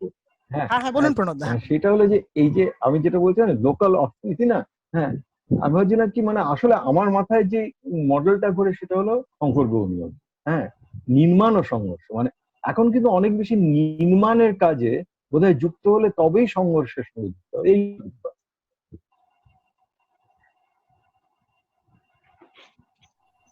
হ্যাঁ, আমি দীর্ঘায়িত করছি। হ্যাঁ রাতুল, কোথায়? না, খুবই গুরুত্বপূর্ণ একটা কথা বলছিলেন প্রণব দা, যে নির্মাণ ও সংঘর্ষ। মানে আসলে কোনো র্যাডিক্যাল অল্টারনেটিভই শুধু স্ট্রাগলের ওপর দাঁড়ায় না। মানে সেটা পৃথিবীর যে কোনো বিপ্লবের দিকে যদি আমরা তাকাই, তার মধ্যে এক ধরনের নির্মাণের স্লোগান ছিল, একটা না বলা ছিল, যার মধ্যে একটা নির্মাণ ছিল। যে আমরা যুদ্ধ, রাশিয়ান রেভলিউশনে যে আমরা যুদ্ধ বন্ধ করব। এই নায়ের মধ্যে আসলে আমরা যুদ্ধ বন্ধ করার মধ্যে দিয়ে দেশকে আবার নতুন করে নির্মাণ করব, তার স্লোগানটার বেশ জোর ছিল যে আমরা রুটি এবং শান্তি এই দুটোকে একসাথে নির্মাণ করব। আজকের সময় দাঁড়িয়ে আসলে এই প্রশ্নটা খুবই মানে বৃহত্তর আঙ্গিকের প্রশ্ন, কিভাবে আমরা ভাবতে পারি, নানা দিক থেকে জিনিসটাকে ভাবা যায়। প্রথম আমি প্রণবদার কথা দিয়েই বলি যে প্রণবদা একটা লোকাল অর্থনীতির কথা বলছিলেন, আমার নিজের মতই বলবো ক্ষেত্রে, যে এই ব্যাপারটা কিন্তু শেষ একটা পর্যায়ে 2008-এর মানে হয়ে যে সংকট হয়ে যে বিশ্বজুড়ে যে লড়াই দেখা গেছে তার মধ্যে একটা জোরালো ভাবনা হিসেবে এসছে। কিছু কিছু মডেল তার আগে থেকেই, ধরা যাক জাপাতিস্তা আন্দোলন, রোজাভা আন্দোলন, এক ধরনের অটোনমি, সেলফ রেগুলেটেড এক ধরনের অটোনমাস রিজিয়ান, তার একটা মডেল। এমনকি আপনি যদি রোজাভায় দেখেন সেখানে ওয়ার্কার কাউন্সিল, ওয়ার্কার কোঅপারেটিভ আছে, আবার প্রাইভেট ওনারশিপ আছে। এই এই এই একটা লোকালিজম তার মধ্যে দিয়ে একটা অপারেশনের আইডিয়া বেশ জোরালো ভাবে আন্দোলনের মডেল হিসেবে উঠে এসছে, যেটা অকুপায়ের মধ্যেও ছিল। যে বা গ্রীষ্মেও যদি আমরা দেখি যে গ্রীষ্মের 2007-08-এর ক্রাইসিসের পরে যে প্রাথমিক পর্যায়টা, যেটা রাজেশ দা বলতে গিয়ে বলছিল যে কমিউনিটি সলিডারিটি, বা আমরা যেটাকে একভাবে বলি পলিটিক্যালি যেটা আরেকটু ডেভেলপ করলে ডুয়াল পাওয়ারের ফর্ম নেয়, যে আসলে তলায় রাজনৈতিক ক্ষমতা এক ধরনের সামাজিক সংহতির মধ্যে দিয়ে তলার মানুষের মধ্যে ক্ষমতা রয়েছে, তার ফর্ম হিসেবে সেটা কি করে যায়। কিন্তু আমার একটা নিজস্ব জোরালো ভাবনা আছে, সেটা হচ্ছে যে আজকের যদি রাষ্ট্রকে দেখি, মানে সেই রাষ্ট্র যতটা অতিরাষ্ট্র, তার কাঠামো যতটা সুবিন্যস্ত, দার্শনিকগতভাবে যদিও সে সমাজের ওপর অবস্থান করছে, কিন্তু মানে নয়ায়নৈতিক রাষ্ট্র আরো গভীরতায় তার নানা কাঠামোর মধ্যে দিয়ে, তার নানা টেন্টাকেলস এর মধ্যে দিয়ে সমাজের গভীরে প্রথিত। ফলে শুধু লোকাল এখানে তার নির্মাণ করে তার নির্মাণের প্রক্রিয়ায় কিন্তু আমরা এর কোনো মানে কি বলবো এক ধরনের র্যাডিক্যাল অল্টারনেটিভ ভাবতে পারবো না, যদিও সেখানে লোকালের নির্মাণ অত্যন্ত জরুরি। ধরা যাক যে আমি কোথাও একটা কোঅপারেটিভ ফর্ম করতে পারছি কিনা, আমি চা বাগানটা কোঅপারেটিভদের মধ্যে দিয়ে চালাতে পারছি কিনা, যাতে চা বাগানে শুধু ওয়ার্কাররা নয়, সেই গোটা অর্থনীতিটার উপর নির্ভরশীল লোকেরা, যারা ওখানে ওই চা বাগানে ঢোকার জন্য যে গাড়িওয়ালারা গাড়ি নিয়ে যান থেকে শুরু করে ওইখানের যে চায়ের দোকানটি, সব মিলিয়ে তার কি নির্মাণ হচ্ছে, এই এই এই এই নির্মাণটার প্রয়োজনীয়তা রয়েছে, তার কিছু সম্ভাবনাও দিক খুলে যাবে। ধরা যাক যে আমি মানে, কিন্তু এটা এটা সীমাবদ্ধতা কেমন দেখুন, আমি যে জায়গায় থাকি সেটা হচ্ছে বেলগড়িয়ার অঞ্চল। সেই এলাকাটা পুরোটাই হচ্ছে গার্মেন্টস এর টেল এন্ডিং কিছু প্রোডাকশন করে, আমুল, ডলার থেকে শুরু করে একদম বাচ্চাদের গেঞ্জি, তাতে তার থেকে সাথে শুরু করে ব্যাগের বিপুল কারখানা রয়েছে, আমাদের ব্যাগ ইন্ডাস্ট্রির যে ডোমেস্টিক কনজাম্পশনারি মার্কেট, তারা খুবই সমস্যায় পড়েছেন। মানে এখানে আমি বলতে চাইবো যে কোথায় নিওলিবারালিজম আরো সমস্যা করলেন এখানে লোকাল সমাধানে। তারা এসছেন আমার সাথে কথা বলতে, এবার আমি বলছিলাম যে মানে এই প্রোডাকশন কিভাবে কি নতুন চালানো যায়। তারা বললেন যে দেখো, আমি তো মালটা মানে মালিক কোত্থেকে আনেন আর তারপরে কোথায় বেচেন এই গোটা জিনিসটা আমি জানি না। ফলে আগে এখানে একটা সোশ্যাল সলিডারিটি, একটা সেন্ট্রালাইজ প্রোডাকশনে যে লেনিনীয় মডেলের কারখানা আমরা ইম্পেরিয়ালিজমের লেখায় দেখি, সেই কারখানা হলে একটা এরকম মেকিং যতটা সহজে সম্ভব হয়, আজকে এই ডিসেন্ট্রালাইজ প্রোডাকশন আপনি গ্লোবাল ভ্যালু নাও বলতে পারেন, কিন্তু সাধারণভাবে প্রোডাকশন যেভাবে ডিসেন্ট্রালাইজড, সেখানে এরকম একটা লোকাল নির্মাণ বা তার বিকল্প অর্থনীতি তৈরি করা যথেষ্ট সংকট সাপেক্ষ। মানে এটা আর একটা জটিলতার দিক, যদি রাষ্ট্রের অতি হয়ে ওঠাটাও আমরা বাদও দিই। ফলে শুধু লোকাল দিয়ে, মানে লোকালের সাথে সাথে, মানে আমি ওই লোকগুলোকে বলতে পারলাম না তাহলে চলো আমরা একটা কোঅপারেটিভ করে কাল থেকে প্রোডাকশন চালু করে দিই, কারণ এখানে প্রোডাকশন লাইনটাই এমন ভাবে তৈরি হয়ে রয়েছে, সেইটার জন্য যে নলেজ দরকার, যে লোকেশন দরকার, সেইটা এত সহজে অ্যাচিভ হচ্ছে না, অন্তত আজকের পর্যায়ে, মানে আজকের এক্ষুনি দেখতে। কিন্তু এই লোকাল মেকিংটার উপর আমাদের একভাবে জোর দিতেই হবে, সেটা তো অবশ্যই। তার সাথে আমি যেটা বলবো যে এই পর্যায়ে কিছু কিছু অর্থে পেন কোশ্চেনেও, মানে সার্বিক প্রশ্নেও কিছু ডিমান্ড আমাদের জোরালো ভাবে তো হাজির করার দরকার, সেটা সাধারণের কাছে নিয়ে যাওয়া দরকার। যেমন ধরা যাক যে উদাহরণ হিসেবে বলি যে ইতিমধ্যেই এসছে কথাগুলো, যে পিডিএস এর অপরিহার্যতা।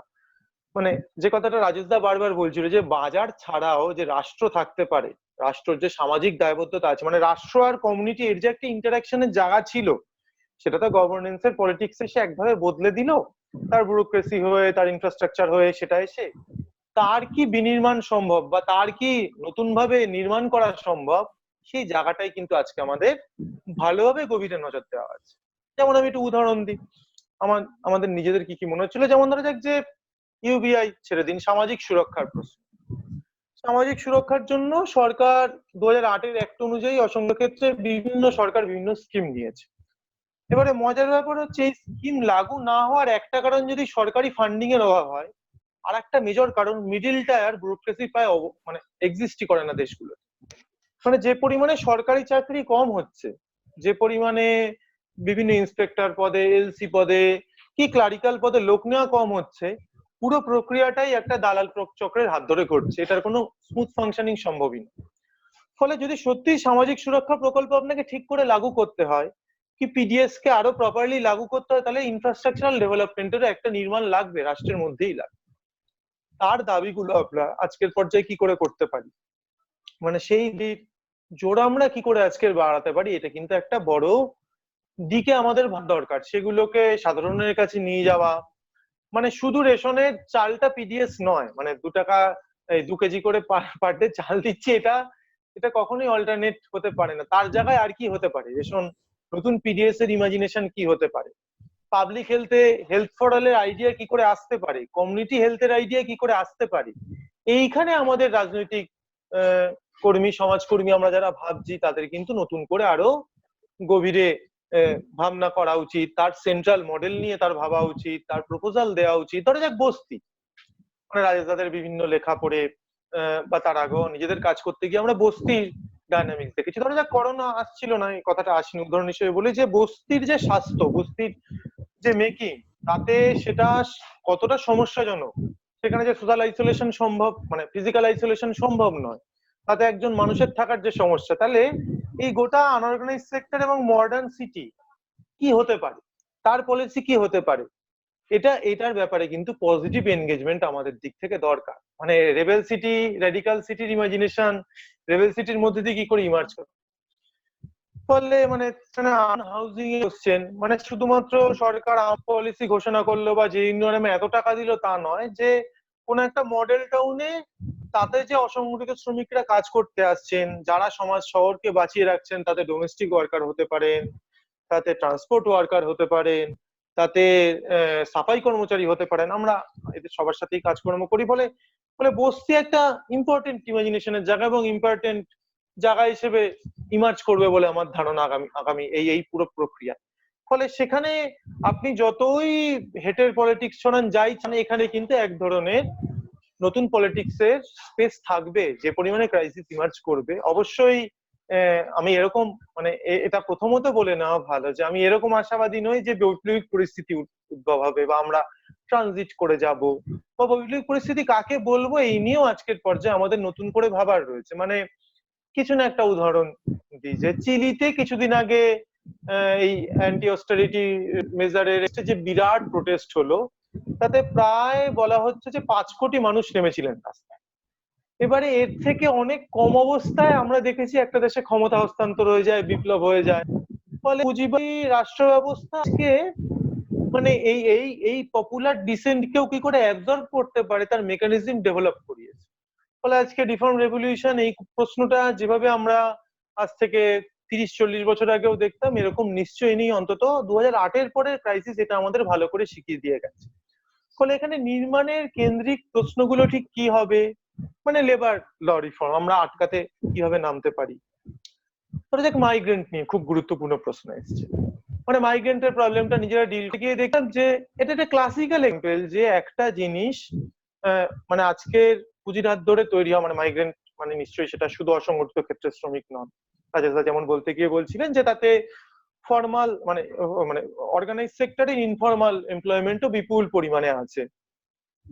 এবার এটা না সোশ্যালি ইন্টিগ্রেটেড হয়েছেন, এবং আমার মানে এই নিয়ে আরো গভীরে কাজ করার প্রয়োজন। যে আমার কাজ করতে গিয়ে মনে হয়েছে যে মাইগ্রেশনের এই ক্যারেক্টার হিউম্যান সিভিলাইজেশন সেটেলড এগ্রিকালচারের পরে আর দেখে, যে এতটা ফ্লিটিং কাইন্ড অফ মাইগ্রেশন।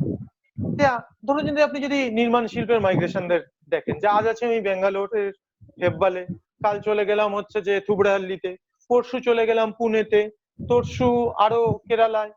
ফলে আমি না সোশ্যালি ইন্টিগ্রেটেড হচ্ছি, না মানে সেই কালচারটা, মানে মাইগ্রেশন আগে হচ্ছে চা বাগান মাইগ্রেশনের উপর দিয়ে তৈরি, জুট ইন্ডাস্ট্রি মাইগ্রেশনের উপর দিয়ে তৈরি, তিনি তো সেখানে থেকেছেন, তারা সেখানে একটা ওয়ার্কিং ক্লাস কালচার তৈরি করেছেন, কালেকটিভ রেজিস্ট্যান্স তার মধ্যে দিয়ে তৈরি হয়েছে, শুধু তাই নয় সমাজ নির্মাণ হয়েছে সেখানে।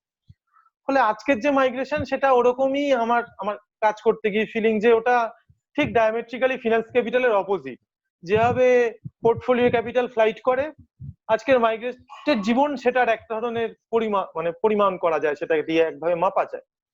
ফলে সেখানে কোনো কালেকটিভিটির ইমাজিনেশন নেই, কোনো সোশ্যাল ইমাজিনেশন নেই। যিনি মাইগ্রেন্ট এসছেন কাজ করতে, তাকে আশেপাশের লোক চেনেন না, তাদের কোনো আদান প্রদান নেই, সেটা কোনো সংস্কৃতির জন্ম দিচ্ছে না।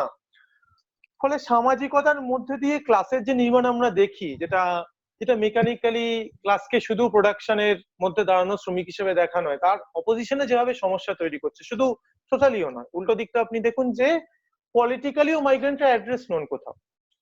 তিনি তার গ্রামে তার ভোটার কার্ড আছে, রেশন কার্ড আছে, কিন্তু মাইগ্রেন্ট হিসেবে তার লোকেশনে তিনি কোথাও অ্যাড্রেস নন। এবং ধরে যাক যে এটার ফার রাইট মানে ফার পলিটিক্যাল ইমপ্লিকেশন কি আপনি ট্রেড ইউনিয়ন স্তরে বিভিন্ন লড়াই দেখতে পাবেন, এমনকি মারুতি থেকে শুরু করে গোটা ওই বেল্টে যে লড়াই হয়েছে তাতে বিপুল সংখ্যক শ্রমিকরা তারা মাইগ্রেন্ট ওয়ার্কার। কিন্তু সমস্যা হচ্ছে এই স্ট্রাগেলকে তিনি রিয়েল পলিটিক্যাল রিফর্মে কি করে নিয়ে যাবেন। তার একটা পার্ট যদি পার্লামেন্টারি পলিটিক্স হয় বা তার সিটিজেনশিপ রাইটের কোশ্চেন হয়, তার তো ওই প্রোডাকশন লোকেশনে কোনো সিটিজেনশিপ রাইট ওই অর্থে নেই। ফলে তিনি তার মধ্যে দিয়ে তার ক্লাস স্ট্রাগেলকে একটা হাইটের বেশি তুলতেও পারছেন না। ফলে এই সময় আমাদের নতুন করে ডিমান্ড করার আছে যে এই মাইগ্রেন্ট ওয়ার্কাররা পলিটিক্যালি কিসের মধ্যে দিয়ে আরো নিজেদের রিফ্লেক্ট করাতে পারেন, পলিটিক্যাল সিস্টেমের মধ্যে দিয়ে আসতে পারেন। তাতে হতে পারে যে তার সিটিজেনশিপ রাইট নতুন করে ডিফাইন করা হচ্ছে, কি ইন্টিগ্রেটেড মেকানিজমের মধ্যে দিয়ে এইটা আসতে পারে, তার ব্যাপারে নতুন ইমাজিনেশন আমরা করতে পারি। হতে পারে যে এমনকি মানে খুবই গুরুত্বপূর্ণ মডেল হয়েছিল যে চীনের হোকৌ সিস্টেম, চীনের ক্লাস স্ট্রাগল এভাবে একটা হয়ে রিজলভ হয়েছিল যে ফাইনালি গিয়ে চীনের মাইগ্রেন্ট ওয়ার্কারদের লোকাল মানে স্থানীয় শহর ক্ষেত্রে ভোটিং রাইট দেওয়া হয়, সে একটা হয়ে তাদেরকে এম্পাওয়ার হচ্ছে। ভারতের ক্ষেত্রে এরকম কোনো রেডিক্যাল ডিমান্ডের স্পেস আছে কিনা আমার ভাবতে হবে আজকে। ফলে এরকম একই সাথে স্থানীয় স্তরে, কমিউনিটি স্তরে নতুন সামাজিক সংহতি, তার মধ্যে দিয়ে অর্থনীতির নতুন করে নির্মাণ এবং বিনির্মাণ, এবং একই সাথে কেন্দ্রীয়ভাবে রাষ্ট্রের কাছে এই ধরনের নতুন দাবি দেওয়া, যেটা কিন্তু ফর্মাল ট্রেড ইউনিয়ন স্ট্রাগল দিয়ে বা ফর্মাল যে ধরনের স্ট্রাগল আমরা করছিলাম তার মধ্যে দিয়ে সম্ভব নয় আজকের পর্যায়ে, এটা বারবার করে মনে হচ্ছে। ফলে সেই দাবিগুলোকে কি করে আমরা তুলতে পারি আজকের সময়, সেটা স্বাস্থ্যক্ষেত্র নিয়ে হতে পারে, সেটা শ্রমজীবী মানুষের জীবন নিয়ে হতে পারে, শ্রম আইন নিয়ে হতে পারে, সেটা পাবলিক ডিস্ট্রিবিউশন সিস্টেম নিয়ে হতে পারে। যেমন ধরা যাক উদাহরণ দিই, কেরালা এই পর্যায়ে মাইগ্রেন্টদের সবচেয়ে ভালো ডিল করেছে ইন দা সেন্স যে আমরা কাজ করতে গিয়ে দেখেছি যে মাইগ্রেন্টদের কাছে সবচেয়ে ভালো সার্ভিস পৌঁছেছে কেরালায়। তার কারণ হচ্ছে কেরালায়, আবার আমরা ঘাটতে গিয়ে দেখছিলাম এর আগেও যেহেতু কাজ করছে এই নিয়ে, কেরালায় 2010 সাল থেকে মাইগ্রেন্টদের রেজিস্ট্রেশন এবং তাদের সোশ্যাল সিকিউরিটির গোটা প্রক্রিয়া জারি রয়েছে। তার কারণ কেরালার ইকোনমিতে মাইগ্রেন্টরা প্রায় ইন্ডিসপেন্সেবল, কারণ তাদের যে পরিমাণে লোক বাইরে যায় এবং সেই ডোমেস্টিক রেমিটেন্সের টাকায় যেভাবে কেরালা চলে, তাতে অন্য ভিন রাজ্যের ইন্টারস্টেট মাইগ্রেশন না হলে কেরালার অর্থনীতি চলাই সম্ভব না। ফলে সে একভাবে ভেবেছে গোটা জিনিসটাকে। ফলে আমার এটা মানে মানে এই গোটা ডাইনামিক্সে সবগুলোই হবে, যেমন মাইগ্রেন্টরা বাইরে কম যাবেন, আবার মাইগ্রেশন হতেও হবে। আজকে অর্থনীতির ধরনটা যা দাঁড়িয়েছে, মাইগ্রেশন আপনি আটকাতে পারবেন না। ফলে সেখানে এই ডিমান্ড কি করে ফ্রেম করা যায়, আর কি দাবি দেওয়া আজকে তুলে আনা সম্ভব, এই প্রশ্ন আমাদের ভাবার দরকার। এর সাথে নিশ্চয়ই আমরা এই চর্চাটাও আসছে বারবার করে যে এই চর্চাটাও বারবার করেই আসছে যে একই সাথে রাষ্ট্রের আরো করে তার যে ফ্যাসিস্টিক প্রবণতা, তার যে নজরদারির প্রবণতা সেগুলো বাড়ছে। এপিডেমিক অ্যাক্ট ইউজ করে আমরা দেখতে পাচ্ছি যে কিরকম ভাবে রাষ্ট্র আরো অতিরাষ্ট্র হয়ে উঠছে। ফলে এই টেন্ডেন্সি গুলোকে একটা ভাবে যদি তার একটা বিপরীত কিছু তৈরি করতে হয়, তাহলে এই ধরনের কিছু ডিমান্ড প্লেস করার জন্য বা এই নিয়ে সামাজিক রাজনৈতিক স্তরে আন্দোলন নির্মাণ করার জন্য কিন্তু করোনা প্যান্ডেমিক আমাদের সামনে গভীরতায় ছাপ ফেলার সম্ভাবনা রাখে। এটুকুই বলা যায়, যে এরকমই হবে এরকম বলা যায় না। উল্টোটাই হওয়ারও সম্ভাবনা যথেষ্ট প্রবল। যে আমরা দেখলাম যে ভারতবর্ষে আরো জোরদার ভাবে শাসন লাগু হলো এর মধ্যে দিয়ে। কিন্তু মানে একটা অর্থে বলা যায় যে যে কোনো সংকট একটা চালু কাঠামোকে মানে মানে করোনা আমার কাছে অন্তত যেটা আরো জোরালো ভাবে এনেছে, যে এক ধরনের অ্যানাটমিক্যাল ডিসেকশন। যে কসমেটিক ব্লেমিশ ছিল, যে উপরিকাঠামো ছিল, যে স্কিন তার বিভিন্ন লেয়ার, সেগুলোকে কাটিয়ে ঠিক কি কাঠামো আমাদের বর্তমান অর্থনীতি সমাজের, সেটাকে খুব জোরালো ভাবে খুলে দিয়েছে। এবং মানুষের সামনে সেই সংকটটাকে নিয়ে আসার জন্য করোনার ফলে, এটা আসার ফলে এক ধরনের মানুষের সংকটের মধ্যে দিয়ে মানুষ একটা ভাবে কাজও করতে পারে। মানে যে দিকটি, সম্ভাবনার দিকটি একদম উড়িয়ে দেওয়া যায় না।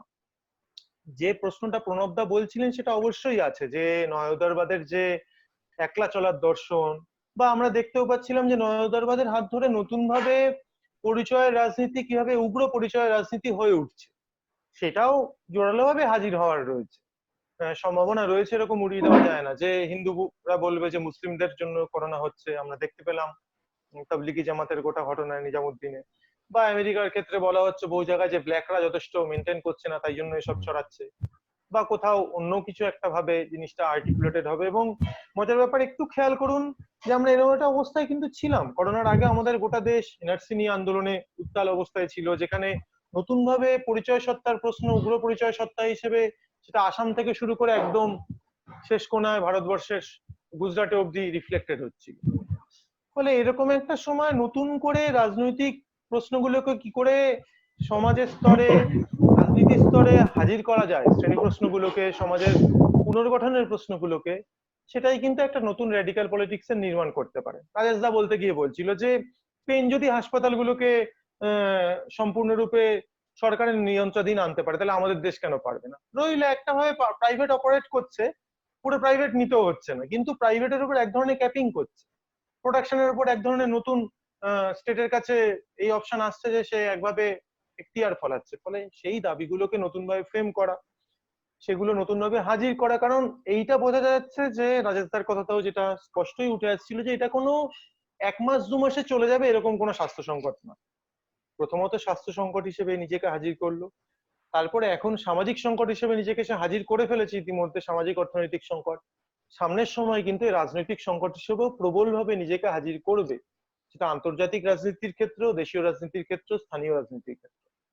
ফলে সেই রাজনৈতিক সংকটের সাপেক্ষে আমরা কি ধরনের রেসপন্স করব, আমরা বলতে শুধু আমরা কতগুলো ব্যক্তি বা সংগঠন নই, গোটা সমাজের বিপরীত ভাবনায় যারা ভাবেন, বা ওই অর্থে শ্রমজীবী মানুষ কিভাবে রেসপন্স করবেন, তার উপরে বহু কিছু নির্ভর করছে। তার উপর দাঁড়িয়েই এইটার মধ্যে দিয়ে কোনো নতুন বিনির্মাণ সম্ভব কিনা, নতুন র্যাডিক্যাল রাজনীতি জন্ম হওয়া সম্ভব কিনা, সেটা দেখা যাবে। কিন্তু সেটার সম্ভাবনা যে বিপুল পরিমাণে আছে, কালকে এরকম কিছু ইমার্জ করে যাবে, এটা এত সহজ নয়, এইটুকু তো আমরা সবাই বুঝতেই পারছি। এইটুকু আমার।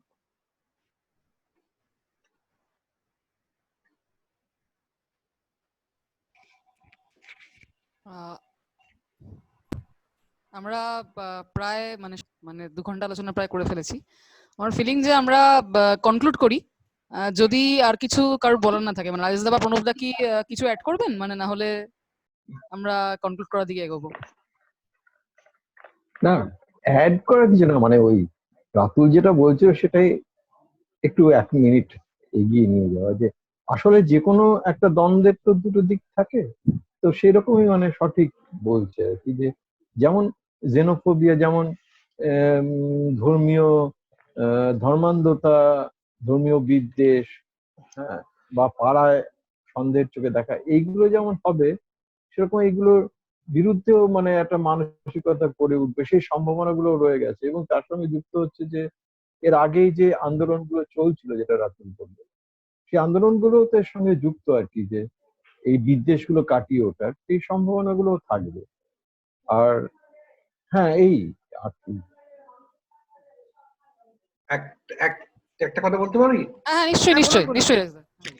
মানে ওই প্রণব দা রাতুল যা বলেছে সেটাকে শুনে একটা জিনিস মাথায় আসলে 1 মিনিট টাইম নিচ্ছি। না, এই নির্মাণ আর সংঘর্ষের যে সংকট গ্রহণের যে উদাহরণটা প্রণব দা দিয়েছেন, আগেও বহুবার বহু লেখায় এবং এটাও বলেছেন, এটা ভীষণ গুরুত্বপূর্ণ। গুরুত্বপূর্ণ এই কারণে যে আমি মানে যেটার মধ্যে নিহিত আছে ধারণাটা, আসলে বিকল্প নির্মাণের যদি কোনো প্রকল্প না থাকে তাহলে তো আসলে সংঘর্ষের কোনো মানে থাকে না, তাই না? আমি তো একটা অন্য কিছু আছে সেটাকে চাই, তার জন্য আমি সংঘর্ষ করি, যেটা আছে সেটাকে ভেঙে ফেলে কিভাবে নির্মাণ করবো। ফলে নির্মাণের ব্যাপারটা কিন্তু সবসময় মাথায় রেখেই আমাদের রাজনীতিটা মাথায় রাখতে হবে নতুন কিছু নির্মাণে। এখন মুশকিলটা হচ্ছে যে এই যে মতিমারি সংকটটা, কারণ এখানে দুটো ভাবে ভাবতে হবে। একটা হচ্ছে আপদকালীন ভিত্তিতে কি আমাদের দাবি হবে, আরেকটা হচ্ছে যে আমাদের ওই যে নির্মাণের প্রকল্প আছে সেটার মাথায় রেখে আমরা কি ধরনের রাজনীতির কথা ভাবতে পারি বা দাবি র্যাডিক্যাল ডিমান্ডের কথা ভাবতে পারি। এই দুটো কিন্তু লিঙ্ক করেই ভাবতে হবে। অর্থাৎ এমন নয় যে আপদকালীন ভিত্তিতে আমি এমন একটা কিছু বললাম যেটা আমার দীর্ঘকালীন যে প্রকল্প নির্মাণে তার সঙ্গে উল্টো দিকে চলে গেল।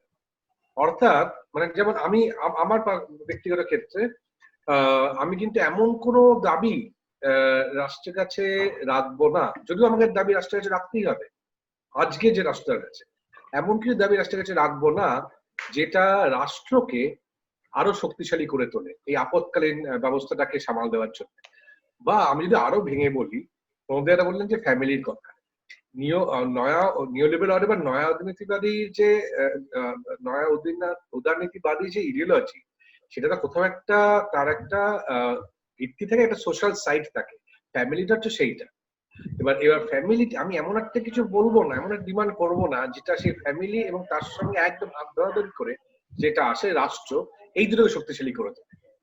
এখন আমাদের মাথায় রাখতে হবে যে ওই যেমন পুঁজিবাদ ডিজাস্টার বা যে কোনো এরকম একটা ভয়ঙ্কর সমস্যাকে, সংকটকে ভীষণভাবে কাজে লাগায় নিজেকে শক্তিশালী করে তোলার জন্য। এটা ওই নাওমি ক্লাইনের একটা বই আছে, ডিজাস্টার ক্যাপিটালিজম। আমেরিকাতে ওই হারিকেন কাটরিনার ফলে পরে তারপরে যে পুনর্নির্মাণ হয়েছিল সেটা কিভাবে ওরা কাজে লাগিয়েছিল, মানে সাদা এবং কালো চামড়ার লোকজনদের আলাদা করার জন্য অনেক আলোচনা হয়েছে। একইভাবে আমরা যখন রাশিয়ার বলশেভিক রেভলিউশনের কথা ভাবি, তখনই দেখতে হবে যে প্রথম বিশ্বযুদ্ধের সময়কার যে ভয়ঙ্কর ক্রাইসিস সেটা কিভাবে কাজে লাগাতে পেরেছিল তখনকার শ্রমিক শ্রেণী সমাজে তাদের যে কাঙ্ক্ষিত দিকে যাওয়ার ইচ্ছে বা নির্মাণের প্রকল্প সেটা নিয়ে যেতে। আমরা যদি কাজে লাগাতে না পারি তাহলে সেটা অবশ্যই সেটা পুঁজিবাদী শক্তি সেটাকে তাদের দিকে আরো সংগঠিত করার এবং আরো হিংস্র হয়ে ওঠার ক্ষেত্রে কাজে লাগাতে। সুতরাং আপদকালীন ভিত্তিতে যে দাবিটা রাখা হবে সেটার সঙ্গে র্যাডিক্যাল পার্টির যোগ থাকতে হবে। যতটা দুর্বলই আমাদের ভবিষ্যতের পরিকল্পনা এই মুহূর্তেও, যতটা অসম্পূর্ণই হোক না কেন, একটা ধারণা নেই তা তো নয়, ন্যূনতম একটা ধারণা, তার ন্যূনতম প্রিন্সিপাল গুলি কিন্তু আমরা জানি যে আমরা কি চাই। একটা শোষণহীন সমাজ বা একটা ইগালিটারিয়ান একটা সোসাইটি, এই বেসিক কিছু ধারণা তো আমাদের আছে। ফলে সেই জায়গা থেকে আমাদের এমন কোনো কিন্তু দাবি তোলা উচিত না যেটা ওটার বিরুদ্ধে যায়। যে কারণে আমি এই যে সামাজিক ডিস্টেন্সিং এর ব্যাপারটা বলা হচ্ছে, এটা অনেক ক্ষেত্রে হয়তো মেডিকেল এস্টাবলিশমেন্টের সঙ্গে দ্বিমত হচ্ছে সমাজ বিজ্ঞানীদের। অনেকে হয়তো শুধু আর্থিক বৃদ্ধির কথাটা ভেবেই বলছে, কিন্তু আমি একটু অন্য চিন্তার জায়গা থেকেই বলছি। আসলে এটা সমাজবদ্ধ জীবনের বিরুদ্ধে যায়। আমি মানছি যে একটা আপদকালীন ভিত্তিতে কোনো কোনো ক্ষেত্রে করা সম্ভব, কিন্তু যেভাবে এটাকে প্রচার করা হয়েছে যে আগামী বেশ কিছুদিন ধরে, 1 বছরের বেশি এই আমাদের সোশ্যাল ডিস্টেন্সিং মানতে হবে, এটা কিন্তু ভীষণভাবে রাষ্ট্রকে শুধু শক্তিশালী করছে না, তার সঙ্গে হাত ধরাধরি করে যে প্রতিষ্ঠানটা চলে ওই যেটা ছাড়া রাষ্ট্র চলতে পারে না, পরিবার, এই দুটোকে একসঙ্গে শক্তিশালী করে তুলছে। অর্থাৎ নিজের পরিবারকে নিয়ে তুমি তোমার যে সম্পদ আছে সেটাকে নিয়ে তুমি আলাদা করে নিয়ে কোয়ারেন্টাইন করো, আর অন্যটা সমাজ কিভাবে জানো সেটা সম্পূর্ণ রাষ্ট্রের কাছে তুমি সারেন্ডার করো। এইটা হচ্ছে খুব বিপজ্জনক ডিমান্ড। এটা আমার ধারণা যে মেডিকেল এস্টাবলিশমেন্টের লোকজনও এটা বুঝতে হবে যে এইটা সামাজিক ভাবে এটা কি ভয়ঙ্কর প্রভাব পড়তে চলেছে। তাই আমার মনে হয় যে আপদকালীন ভিত্তিতে আমি যেটা বলেছিলাম সেটা প্রবক্তা বলেছিল যে এমনি র্যাডিক্যাল অল্টারনেটিভ দিক থেকে, আমি বলছিলাম এই মুহূর্তে রাষ্ট্রের কাছে কি ডিমান্ড করা যায়।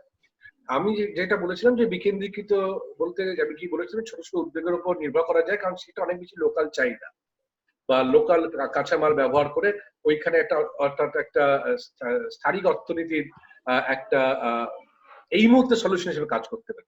এটা আমি এখনো মনে করি সেটা কাজ করতে পারে এই আপদকালীন ভিত্তিতে। সেটা কিন্তু আমার রাষ্ট্রের কাছে ডিমান্ড ছিল যে ব্লক স্তরে, জেলা স্তরে কিভাবে এই স্বাস্থ্য সংকটে সামাল দেওয়ার যে কর্মকাণ্ড সেটাও শুধু নয়, আর্থিক সংকটটাকে সামাল দেওয়ার যে কর্মকাণ্ড সেটাও যেন ওইভাবে কেন্দ্রীকরণ করা হয়, যাতে ওই ছোট উদ্যোগগুলোকে কাজে লাগিয়ে এইটা আমার মনে হচ্ছে দীর্ঘকালীন যে আমাদের ভিশনটা আছে, যেটা বলতে পারছি লোকাল অর্থনীতি, তার সঙ্গে এটার কোনো দ্বিমত নেই।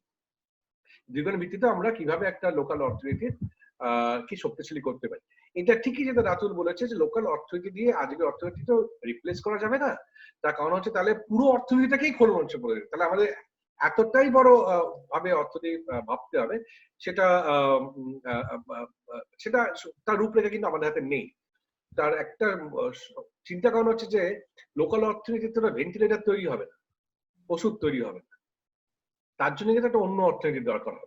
ফলে আমি বলছি একটা ভবিষ্যতের রূপরেখা ভাবতে গেলেও শুধু লোকাল অর্থনীতি রিপ্লেস পুরোপুরি করা যাবে তা না, কিন্তু যে প্রিন্সিপালটাকে আমরা মানে করতে পারি, হাইলাইট করতে পারি, সেটা হচ্ছে স্থানীয়ভাবে আগে যে সুরক্ষা ব্যবস্থাগুলোকে স্থানীয়ভাবে শক্তিশালী করে তোলা, অর্থাৎ খাদ্য সংকট, স্বাস্থ্য সংকট, এভাবে কিভাবে স্থানীয়ভাবে কতটা দূর অব্দি মোকাবিলা করা যায় সেটাকে শক্তিশালী করে তোলা, সেই প্রিন্সিপালটা যদি আমরা হাইলাইট করি এই মুহূর্তে এই সংকটের সামনে দাঁড়িয়ে, কিন্তু ভবিষ্যতে অনেক বেশি রাষ্ট্রের থেকে ক্ষমতা বাইরে নিয়ে এসে লোকাল যে কর্মসমাজ তাদের শক্তিশালী করে তোলার ক্ষেত্রে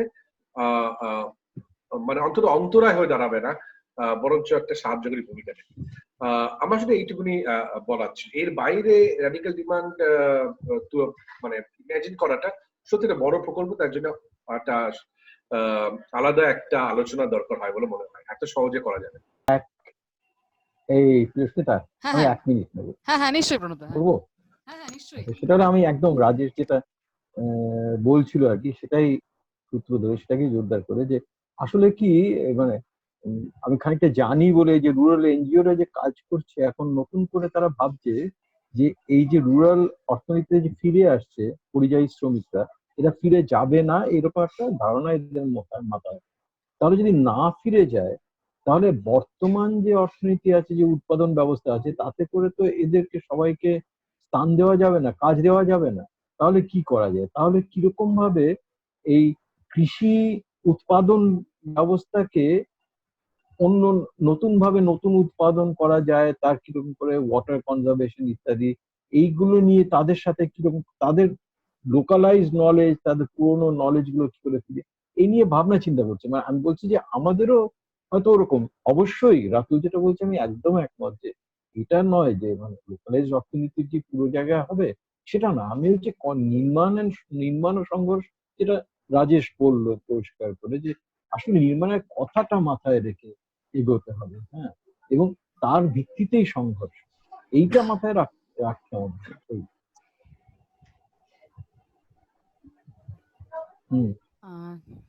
সে আমরা ঘন্টা দুয়েকের মধ্যে মোটামুটি আলোচনার ব্যাপ্তি অনেকটাই এদিক থেকে ওদিকে মোটামুটি ছড়িয়ে আলোচনা করা গেছে।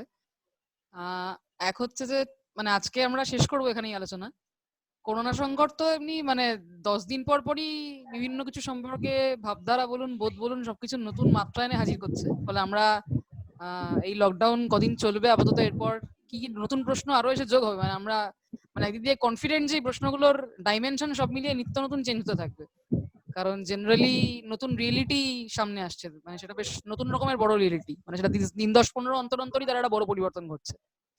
তো আমরা আবার বেশ কিছু প্রশ্ন নিয়ে, অবশ্যই আজকের রিমেইনিং প্রশ্নগুলো যেগুলো সব মিলিয়ে আমরা হাতড়ানোর চেষ্টা করলাম খানিক পরিমাণে এবং খানিক লোকেট করার চেষ্টা করলাম, এবং আরো কিছু নতুন প্রশ্ন সেগুলো নিয়ে আবার মানে চেষ্টা করবো এরকম একটা সেশন অর্গানাইজ করার। বিকল্প পত্রিকার তরফ থেকে ধন্যবাদ রাজেশ দা, রাতুলকেও ধন্যবাদ, প্রণব দাকে ধন্যবাদ আজকে থাকার জন্য। আমরা শেষ করছি এখানে আপাতত। ধন্যবাদ। ধন্যবাদ ধন্যবাদ। ধন্যবাদ।